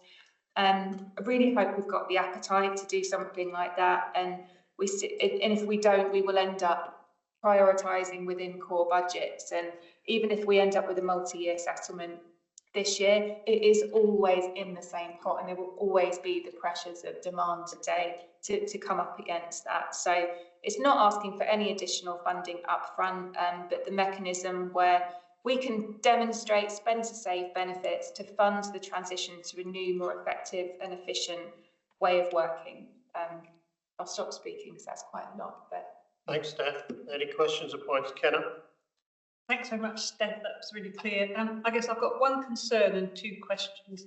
My concern is it sounds like we might end up with a lot of little ideas, whereas perhaps what we need is a few very big and potentially expensive long-term ideas. So that's a concern I've got. 12 proof of concepts a year, we might end up with lots of little bits. My questions are: the DIAG sounds like a very good construct. Who are the, where are the external influences coming from? You said you've got some basically free help from technology savvy companies. Who are they, and how have you got hold of them, and how much time do they give us? And the second one is, you talk about collaboration with UK policing, but perhaps not enough about actually partnering to deliver things together and exploit opportunities together, because we're very small and the amount of investment for new systems is going to be disproportionate probably to our benefit. But if we can actually partner and develop something together, or piggyback, even better, piggyback on something somebody else is already in progress with, then we could have a relatively smaller investment for a bigger bang. So thank you. If I take the first and the last point, and then Lucy, I'll probably go to you around the DIAG representation. So in terms of the number of ideas that we would put through, I think it's a fair point. Whenever we've got a proof of concept, they always start quite little, just so we understand it a bit better. But we do need to make sure we're picking the right ones. And if anything, it's really an exercise in trust, that if we invest in something, where are we going to see that in the line of future MTFPs? And I think doing too many very small things that actually we might be able to balance across our Force on the Move budget, that could get lost, and I do get that point. So I think the natural speed at which we'll be able to do some of these things will dictate we probably just pick a few to start with and just show that the process is working. Finally, in terms of collaboration, I think you're spot on. We've got the efficiency and productivity work going on with the police reform programme in the Home Office that we're well linked into. And I think the point to test that really is when we come to strategy committee with a look, we've done this proof of concept, this is what's going on elsewhere, this is why we're not moving in a different direction from other partners, and here might be a collaboration opportunity if we were to do it this way, or piggyback off the pilots of other organisations as well. I don't think we all need to try everything ourselves. So hopefully we'll be able to bring that in through our strategic plans and insight before we're saying, okay, this is the right thing for this specific force at this time to invest in, and it's going in the right direction to provide that assurance. And just on the DIAG representation. I mean, if I can just also add a bit more on the collaboration, my only note of caution around the collaboration, if you take the digital case file system that's due to come in, which is a national rollout system for the UK, we are ending up, in terms of where we're timetabled into that, to the end of 27, beginning of 28. So I do agree. I like collaboration, and I think, you know, there are some solutions. My nervousness is that we are not a priority, and we're up against some of the metropolitan forces, and there is some stuff that, frankly, the benefit that we're likely to have will outweigh wanting to wait that period of time for the collaboration. I also think on the small programmes, so I think we should look more about what's the impact of that. So it might be a small initiative, but the impact is quite sizable and scalable. So particularly, I think when we start to look at AI and agents, you know, that might be a relatively straightforward project with a relatively small investment, but actually the benefit from that might be significant. So I'm certainly roll them out. Yeah, definitely. I think in terms of the DIAG, so I can't remember his exact title now, but I think he's a European director for Google, is involved with us. We've got Virgin involved with us. We've got one of the big London law firms who will give one of their lawyers who's an expert, particularly in the sort of data AI field, that sits on that. We have somebody from security agencies represented. So they're people who have made quite sizable progress in terms of using technology that come to that meeting. I mean, you're more than welcome to come along to it. Can I give you their time for free? And what's yes. the motivation? So I think social responsibility in terms of some of those companies, you know, there's definitely a benefit for them, and you know, we're actually an easy organisation for them to work with as well, because we've probably not got some of the bureaucracy that some of the Home Office forces have got. But definitely, I think there is a social responsibility, motivation. You know, a lot of these bigger companies have got quite a strong angle on that and do see us as a good partner to be able to drive forward that innovation. And time, yes, we're not paying anything for it. Thank you. Sure. So thank you, Amir, for throwing the challenge into the room, and thank you, Steph, for responding to it so incredibly constructively. I mean, I guess like many of people on the authority side, I'm involved in lots of different organisations, and one of the things that you see is really big differences in how this agenda is managed, depending on whether you're talking about the public sector or the private sector, or you know, there are lots of different kind of ways in which this is being organised to deliver. I mean, my personal view, for what it's worth, is that we're slightly underestimating the level of professional expertise, external skills that aren't typically present in public sector organisations, which are required to partner to deliver stuff. And I think the organisations that I'm seeing in my working life which are doing the best are where they've got somebody within their innovation hub, some external expertise to be able to bring that into the room. But like, that's just my personal view. And I wonder whether the way to test that is to apply the fail fast approach, not just to the ideas within that are going into the construct, but the construct itself.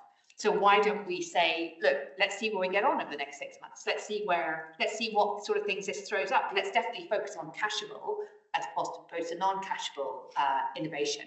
And let's have a look at what the model has thrown up and how far through the innovation cycle it's taken us. And if it doesn't work, then come back and do something else instead. But I mean, my personal take on the market is that we could possibly do with a bit of external help, but I mean, that's done. Abdul. Yeah, I think I've read the paper on step detailed response. So, you know, when I agree with what Tricia is saying, I think, and what Amir has proposed, in terms of that Associate Director for Innovation, I think it's a positive thing to have somebody externally come in to look at the wider platforms where you're operating and whether there can be further innovation done. I mean, I accept the point about the CTO, you know, having the expertise, but then they've already got a portfolio, and I'm just conscious of that this is a further role within the litany of other jobs that they've got within the organisation, and sometimes it is quite helpful to have that external expertise to push a new agenda, to think outside the box.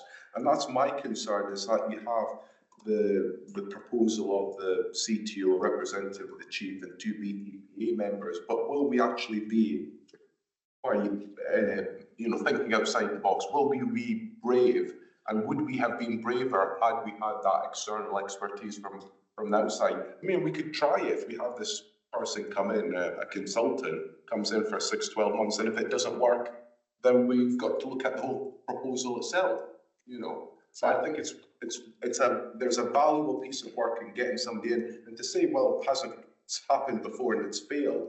Well, there's a lot of things that have happened before and failed, but I think it's about the parameters you set and getting the right person with the right skill set and the right experience. And I've got to take cognizance of Amir's experience, and if he's seen it happen before in various other public bodies, then it should be able to be successful here as well.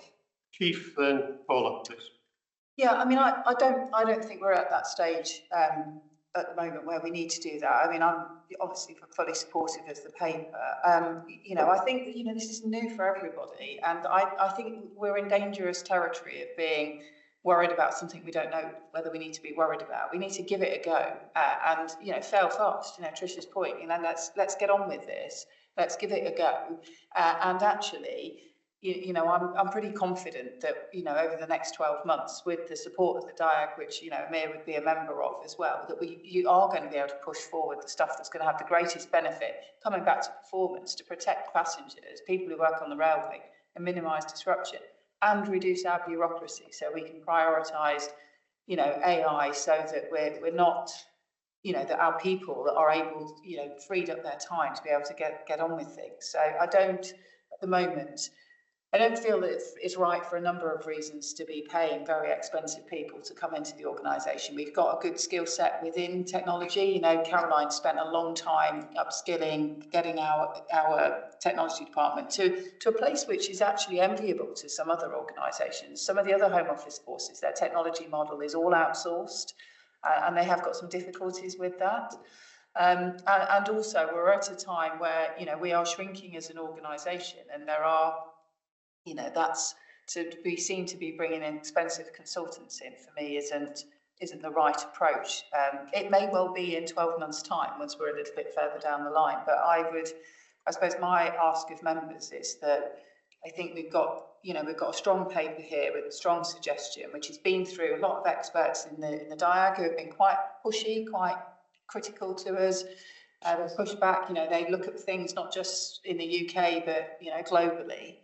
And they're saying that this is a good starting position for us, which may well need to change as we navigate our way through a complex environment. I mean, you know, we wouldn't have even been talking about AI 2 or 3 years ago. So who knows what we're going to be talking about in 3 years' time. What I do know is that we do need to get on with some of the technological changes. And I'm sure that particularly for the projects that we would look at to start with, we've got good capability to deal with. So perhaps the compromise is that we do what is proposed in this paper for 6 months, they see what comes out of it, and then if it is not working, then revisit this Associate Director of Innovation. And I think have the short-term review at the 6-month point, taking on board what you've said, Lucy, and then reevaluate it. I wouldn't say 6 months is long enough. Well, then whatever that time period is, whether it's 9 months or a year, you know. I mean, I would expect to be updating members on progress, you know, throughout committees and throughout the year anyway. So, but yes, we could have a point in the line in the sand where we say this is where we are. I mean, really, I need to be held to account for the delivery and the progress and the efficiencies and the productivity that is coming as a result of these changes, and some of them aren't going to work. I mean, that's what's going to test, you know, we've had the board effectiveness paper, that's what's going to test us all collaboratively. Some of them we're going to say, we've invested in this and it's not working, so we're stopping it. And I think that that's something that policing generally hasn't necessarily done in the past. I mean, people will anecdotally say, no police project ever fails. Well, actually, in this space, we've got to be courageous enough. Courage is about saying, let's stop, let's move on to the next thing. Although then, Andy, please. So reflecting on what people have said so far, I think that for me, what clearly we've got to is a shared vision for this, which is it's about transformation. And I think Steph and Emma have really kind of developed the thinking, so I'm grateful to them both for that. It seems to me that transformation necessarily has to be quite permeable to external influence at both ends. So I think we both have to get good ideas coming in to challenge us, because inevitably organisations have a degree of sort of conservativeness, we'll see about them. We have to be able to assess them quickly, and then we have to be able to look at, if they are working, who best to take them forward, because the answer might not be us. It might be that they're best taken forward by the train operating companies or Network Rail or some other partner that we have. So I do think we need to have a unit that's got that degree of external coming in and going out capability to it. But I also think we need to have a very clear perimeter around this, because we need to let things fail. And if you're going to let things fail, we absolutely have to say, okay, that is because we put a perimeter around it and we recognise it's in that it can fail box, and we do it quickly. So I think the sort of challenge for me in that, how do we do all of those things? So we have to be able to get external input, and it's really good to hear, Lucy, that you've already got that, and long may that last. Yes. I think we have to protect the ideas, but also make sure that the ideas that come through are the big ones that really have potential to transform, and we'll be challenged on that. And then we have to make it a safe place for us to discontinue things while they're still at project size. But then we also need to have a way of saying, if we think something's going to work, it might not be entirely up to us to fund this, because if it is transformative and we need hundreds of millions to make it work at scale, then it might very well not be us. So I'm not quite sure how you add all of those things up, but I think we're getting to a solution, and every time we talk about it, I feel a bit more confident.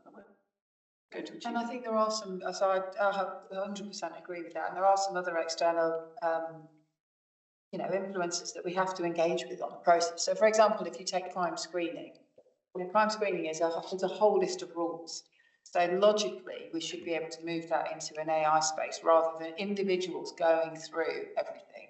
But we've obviously got, regulators around that space, HMI. So, but we may well, our ambition, and you can see from the investment that we got from the Home Office's investment fund into our sandbox, what we've created is a safe environment to be able to do this testing. And then I think certainly through the investment that we've had from the Chief Scientific Officer from the Home Office policing side, from our PCC side, I think they're then hoping for us to be able to do that. And then it does become industrialised as a policing opportunity. And then we've got hindrances as well, which, niche, if you want to change anything on niche, it's a consortium, everybody's got to agree to it, so we might be further ahead and people don't want to make the changes. So there are a lot of moving parts, but I think, I'm not saying this is the end state. I think this is our starter, and a lot of that feedback, what we can bring into it, and we can just tweak as we go on along the path. Last question on this, Andy. Yeah, I mean, I think this is good, and the key question is how most effectively you get external some. But I just wanted to point out that I think we took a kind of early paper on efficiency strategy, the Strategy and Planning Committee. And I think these things are brother and sister. This thing is prime, the prime mover here is we need some cash to do it. And a lot of the efficiency gains that we need to get within the business are not necessarily money driven. And I think they sometimes take a greater level of courage to achieve, because they're usually around things like Project Stop. What things do we do that nobody else uses within the organisation and so on? And because of so much of what goes on in policing is so prescribed by legislation or whatever, it takes a lot of courage for people to say, we don't do that anymore, we'll save some money. Very often it's people in the front line who say, why on earth am I doing this? Because they don't see the feedback. So I'm just thinking that we need to make sure that we keep our work on efficiency going alongside this on innovation, because they're both very important. And we're talking about one here, which is the tricky one, because we need some cash. The other one's tricky because it requires greater courage, I think, than experimenting with some cash. Can I just close this? I'm conscious of time. If any of you have any further ideas or points you want to pass over to Steph, I'm sure she would welcome them. But I will say this. This paper is the subject of a great deal of work, and I'm very grateful to Steph and her team for producing it. This requires joint courage, picking up on what Andy has said in terms of making this work, recognising that some things will fail, and then moving on quickly and understanding early when things are going to fail. But it is a joint effort between the authority and the force.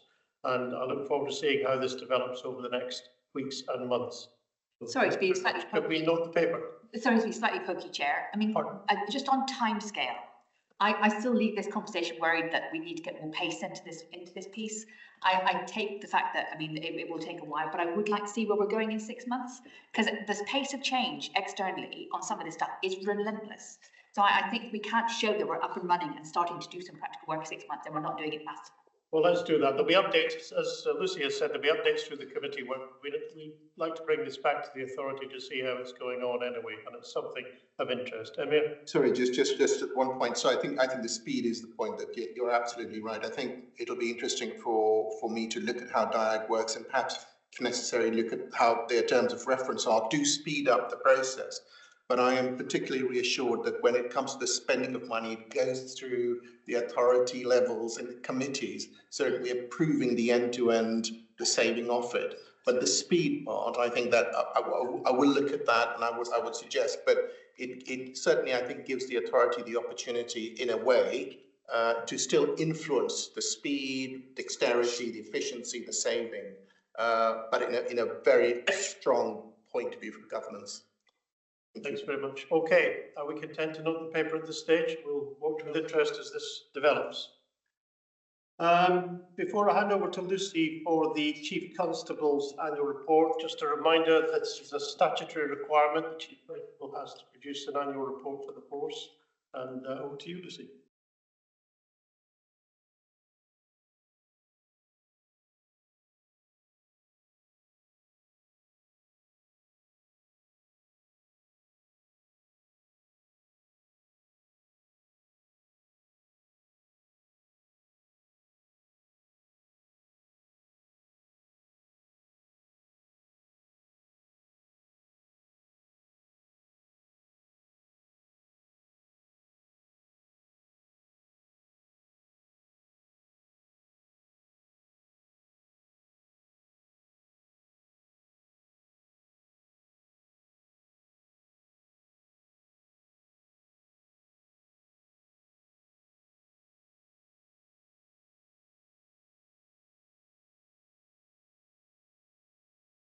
I wasn't intending to go through the whole of the report, but I suppose reflecting the closing remarks that I have put in my report, that March marked my 4-year anniversary of British Transport Police, and I really do remain incredibly proud of how far we've come in that time.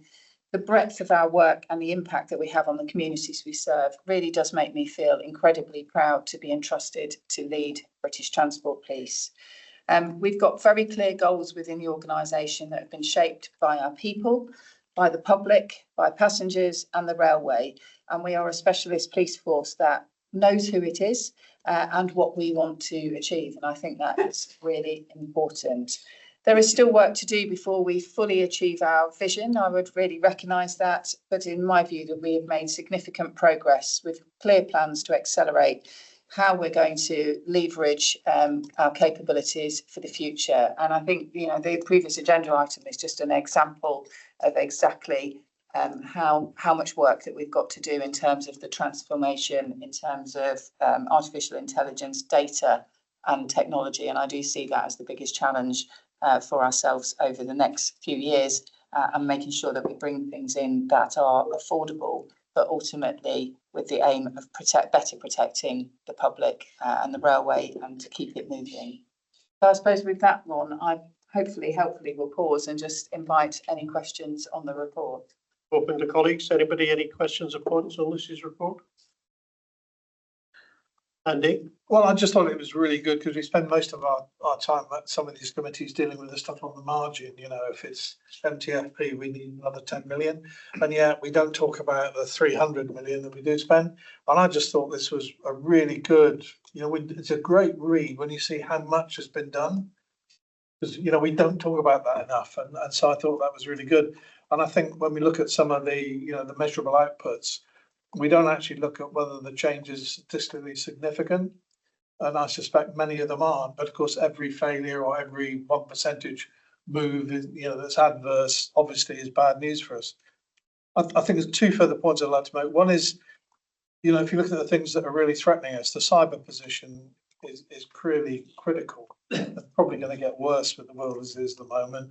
And yet we've made fantastic progress there, as you just pointed out. And if you look at your paras 21, 17 and 18, we've made massive savings in that area as well.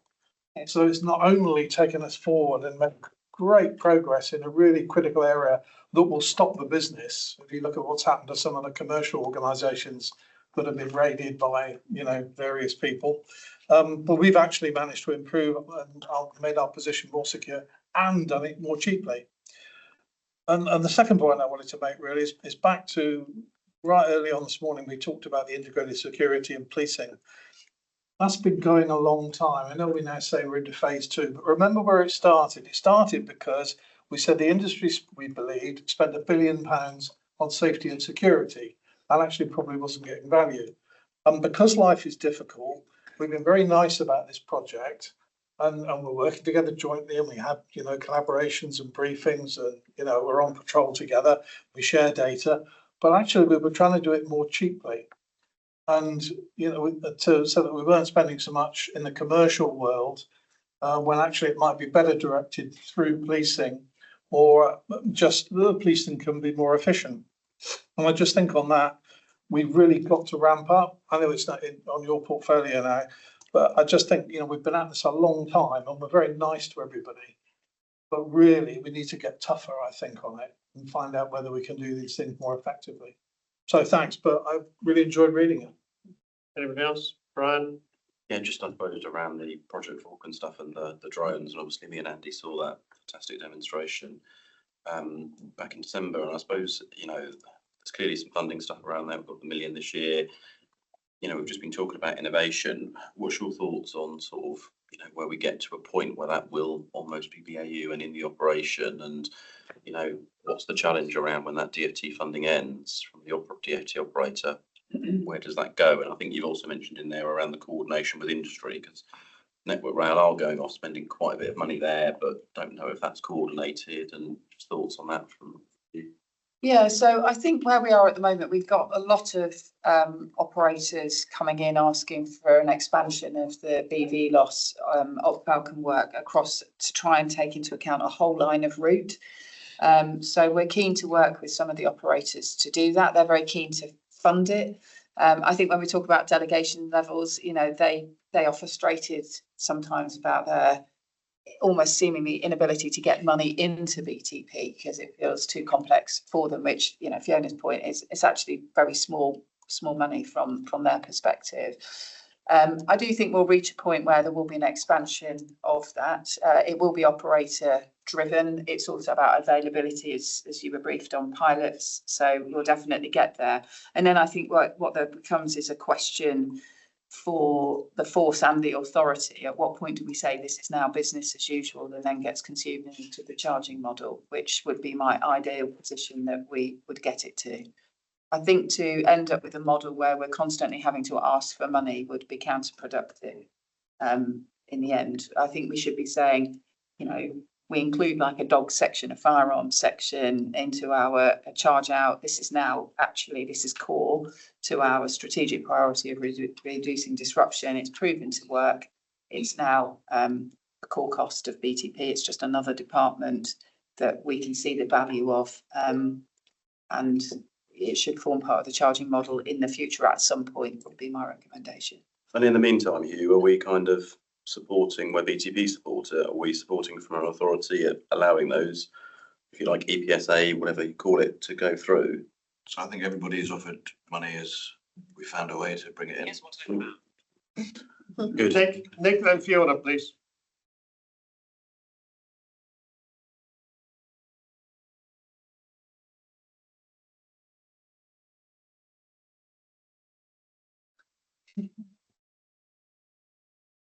Yeah, sorry, that's hand trouble, literally. Thank you, Lucy. I found it a really interesting read, and I echo Andy's points.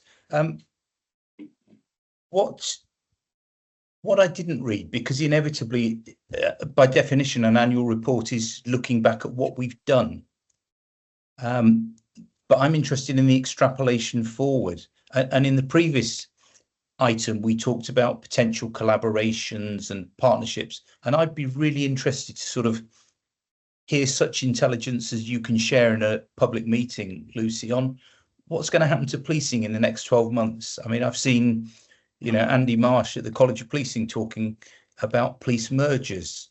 You know, policing is a political football. We all know that. But there's a lot of chat in the media, in policing circles, people who commentate on policing about what's the shape of policing going to be in 12 months' time. And I just wonder whether you've got any sense of that.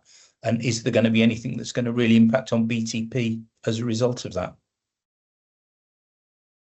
So I think, well, that's a big question, and it's probably not got enough time. I mean, I'm quite happy to chat about, you know, maybe do a breakfast briefing. Actually, I'd be quite happy to chat through probably where we are a little bit and the discussions that are taking place. I mean, obviously the Home Office is looking at police reform and looking at what that looks like for the future. So there are some senior officers that are seconded onto that team and are leading it. And, you know, they keep us updated at Chiefs Council.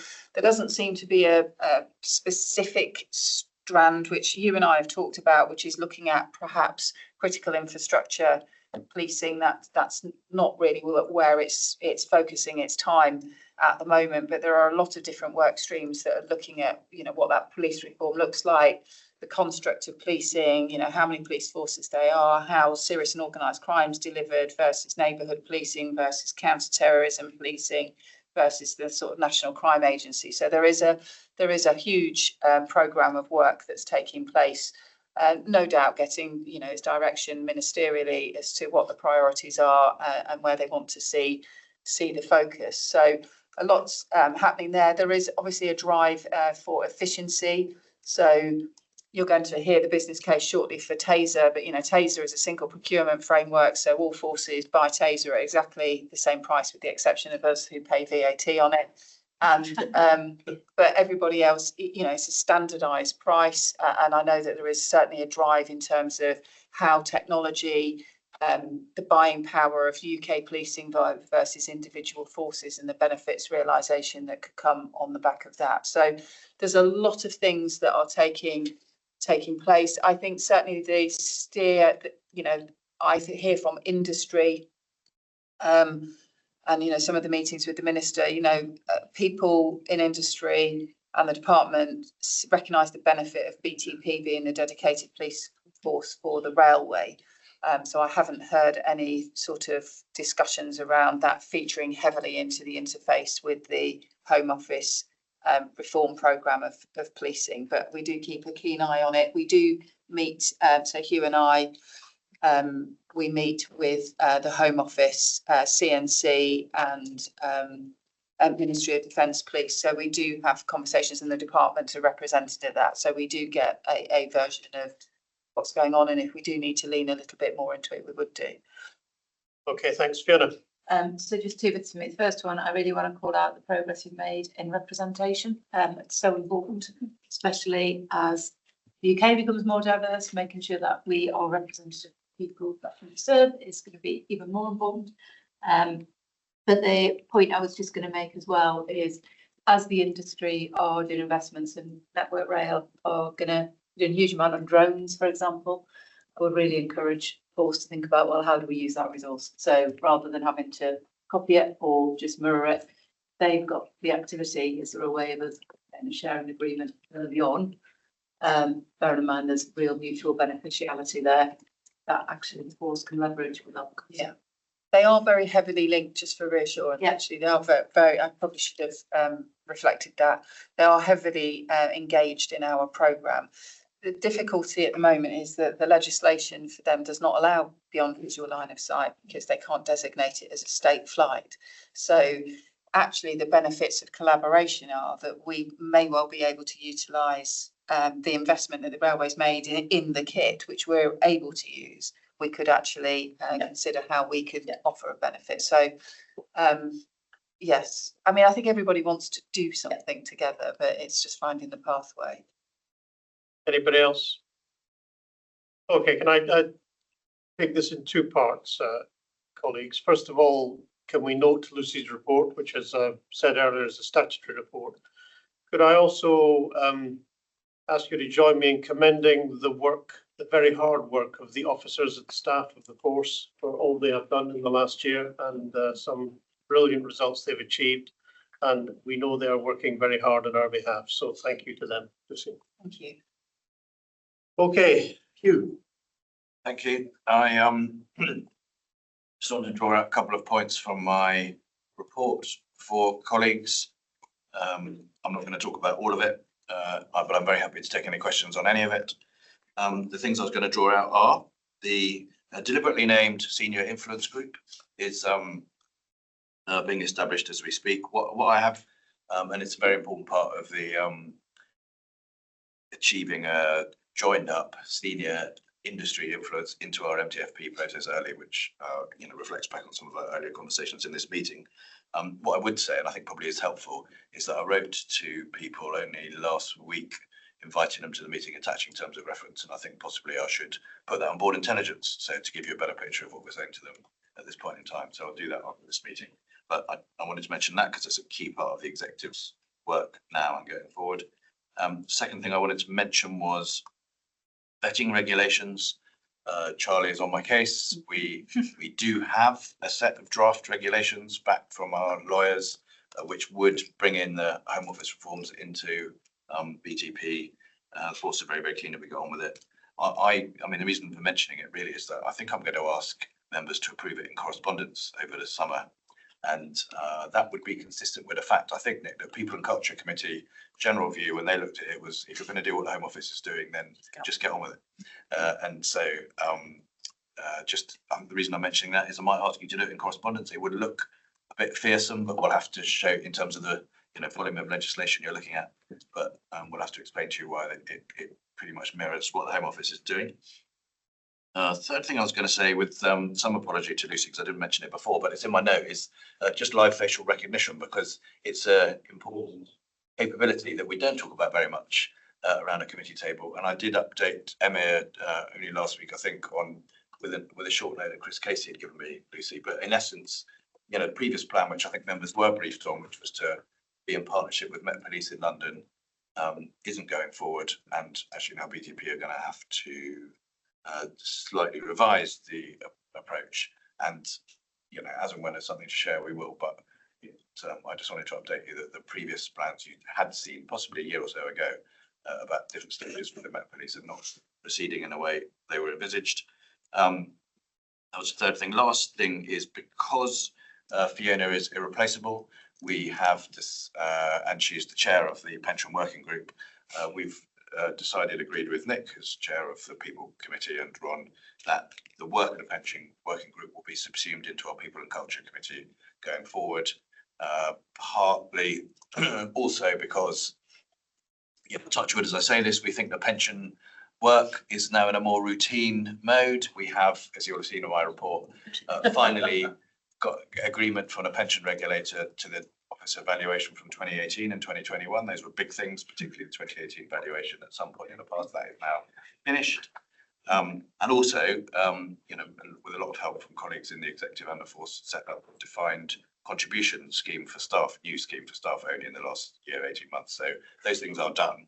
And the theory is we now should be in a routine of just every 3-year valuations of essentially the officer scheme, which is the big one, and the staff scheme. So we hope that can be done as part of the People and Culture Committee. So part of my paper, I'm asking you to agree with that. So those are my highlights and what I'm drawing out the paper. What I am actually asking you to do is to note the report, to approve what I'm calling the dissolution of the pension working group, along with a couple of small changes to terms of reference, which are mentioned in the individual committee reports coming later, and actually to approve the new address for BTPA. So we're kind of officially going to describe ourselves as working at Buckingham Palace Road, but we need your formal nomination of that. So there's a couple of points at the end of the paper, Ron. I've drawn out 3 or 4 subjects within it, and I'm happy for questions on anything. Questions or points, colleagues?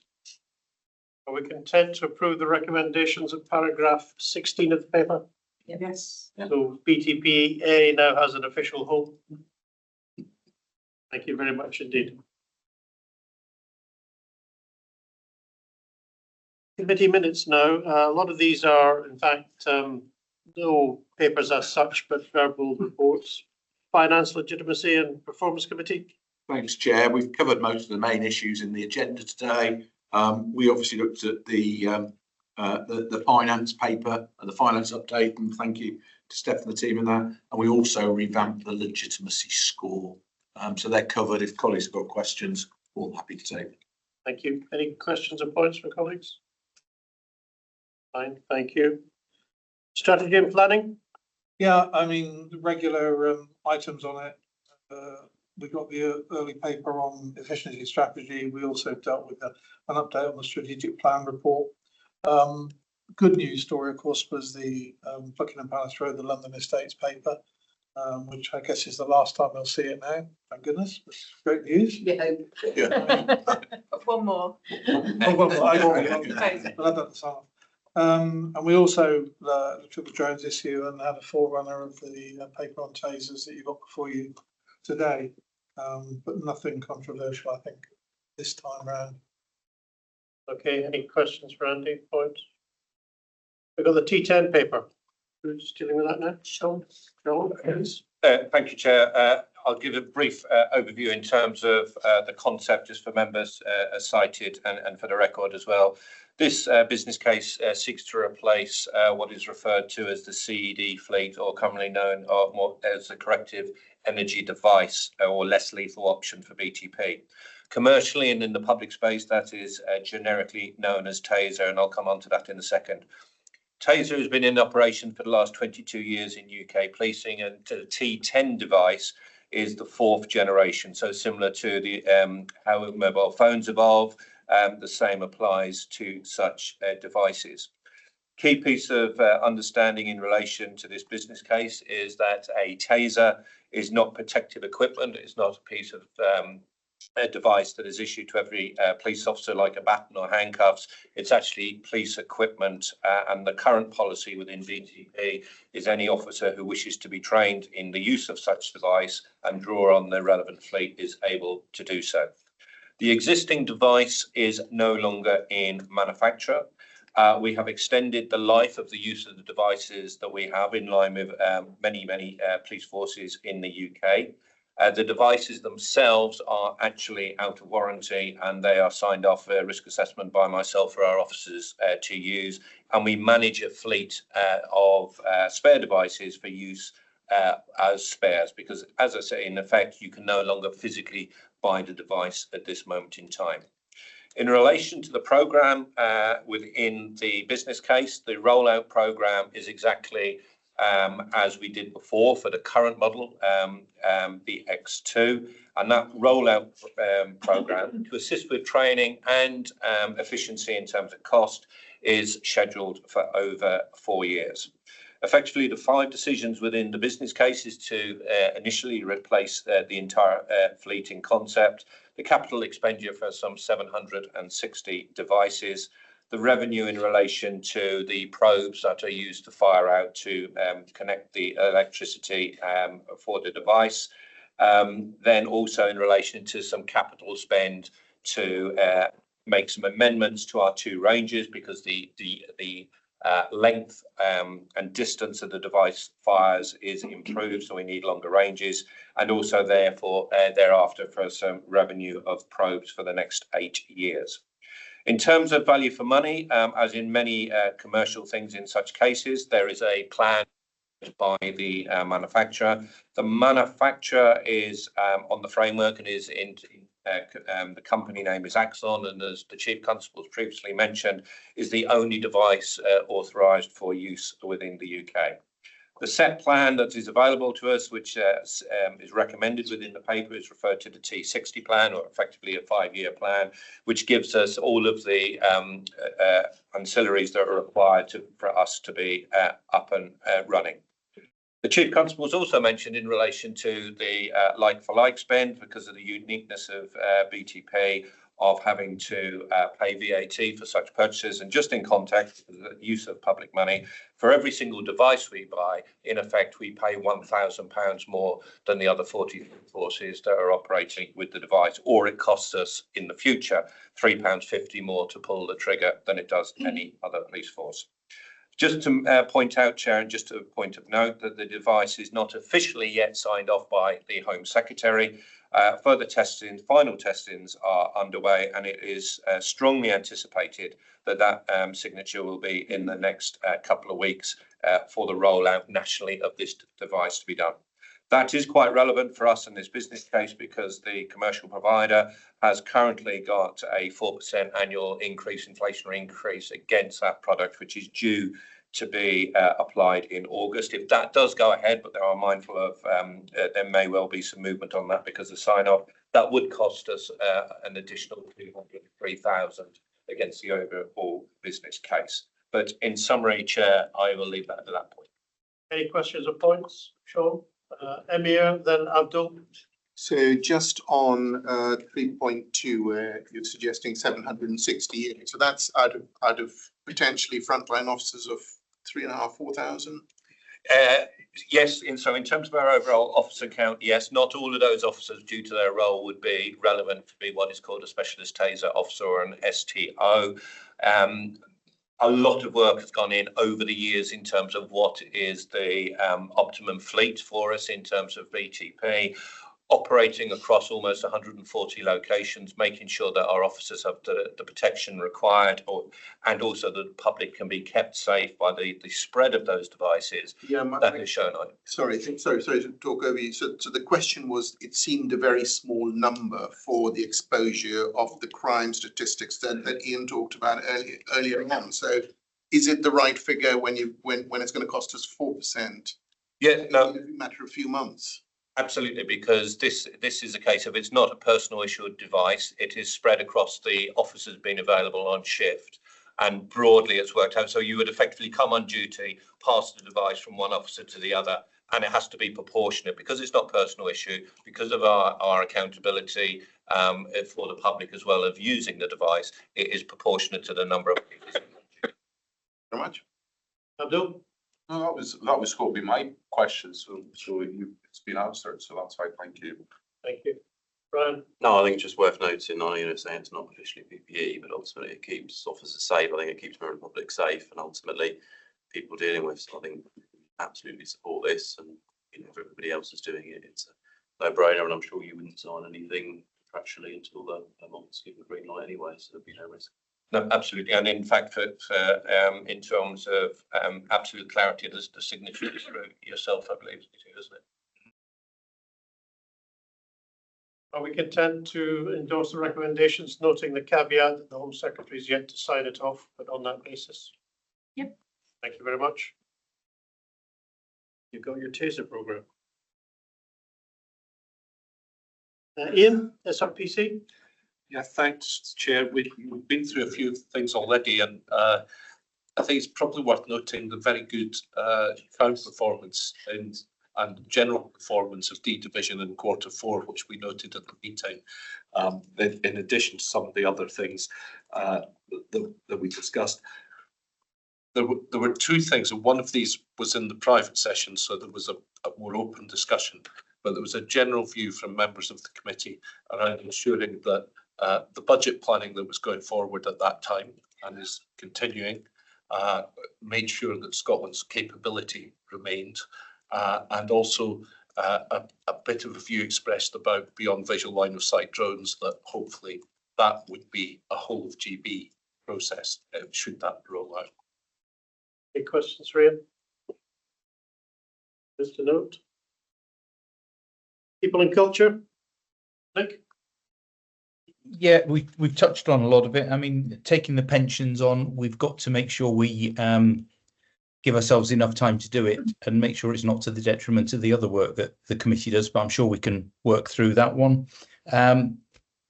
Hugh's touched on vetting. I think it is fair to say that none of the 5 authority members on the committee like the position we're in. Hugh's written letters on our behalf to the Home Office.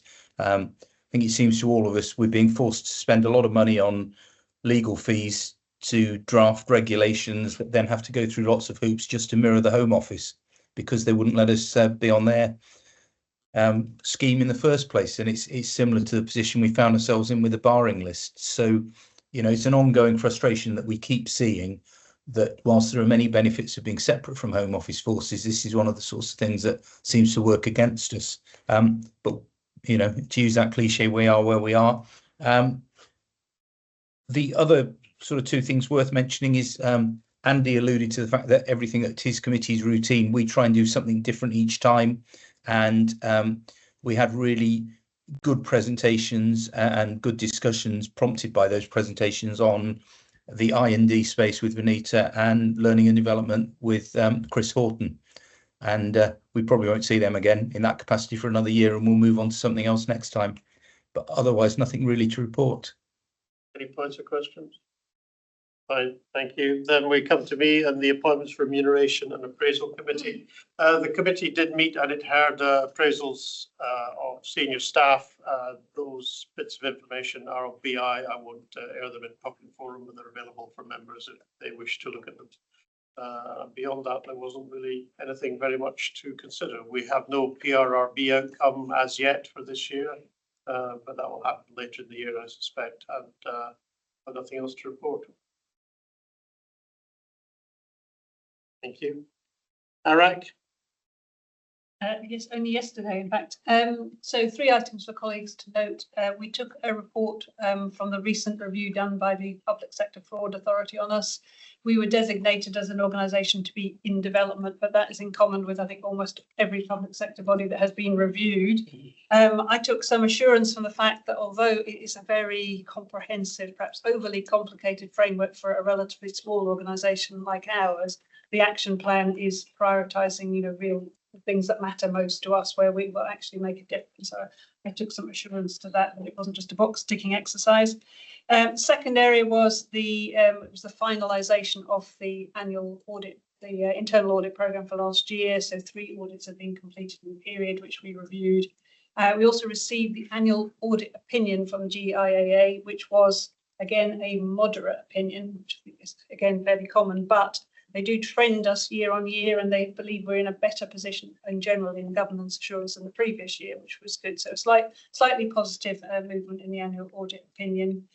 And then finally, we had the external auditors in, KPMG, NAO, and we reviewed the draft audit completion report as we've already been discussed. And I think it's safe to say that so far, unless anything comes out really last minute, it's been a pretty clean audit, and we'll be able to file a good set of accounts as part of the annual report and accounts. Thank you very much. Any points or questions for Kenna? Not listed on the agenda. Before I come to AOB, just a moment for reflection on the conduct of the meeting. Is there anything you think we could have done better or differently? Silence. Okay, thank you very much. AOB, does anybody have any other items of business? I have one. Today is Fiona's last meeting as a member of the authority, and I suppose in a way it's good for Fiona, not so good for us. We are losing her services, and I've enjoyed having you as a colleague, Fiona, and your contributions have been well marked, I think, in terms of your time with the authority. The reason Fiona is leaving us is, unfortunately for us, TfL have recognised her talents, and the workload which has been placed upon her has been far greater than was originally envisaged. And the mark of her integrity, I think she realises that she has to concentrate on some things and has to let other things go. And we are very sorry to be losing her. Fiona, I have a little card for you here. I know your colleagues have put a couple of bob into a pot for you somewhere, and that'll come your way. But on behalf of everybody, thank you very much for your help.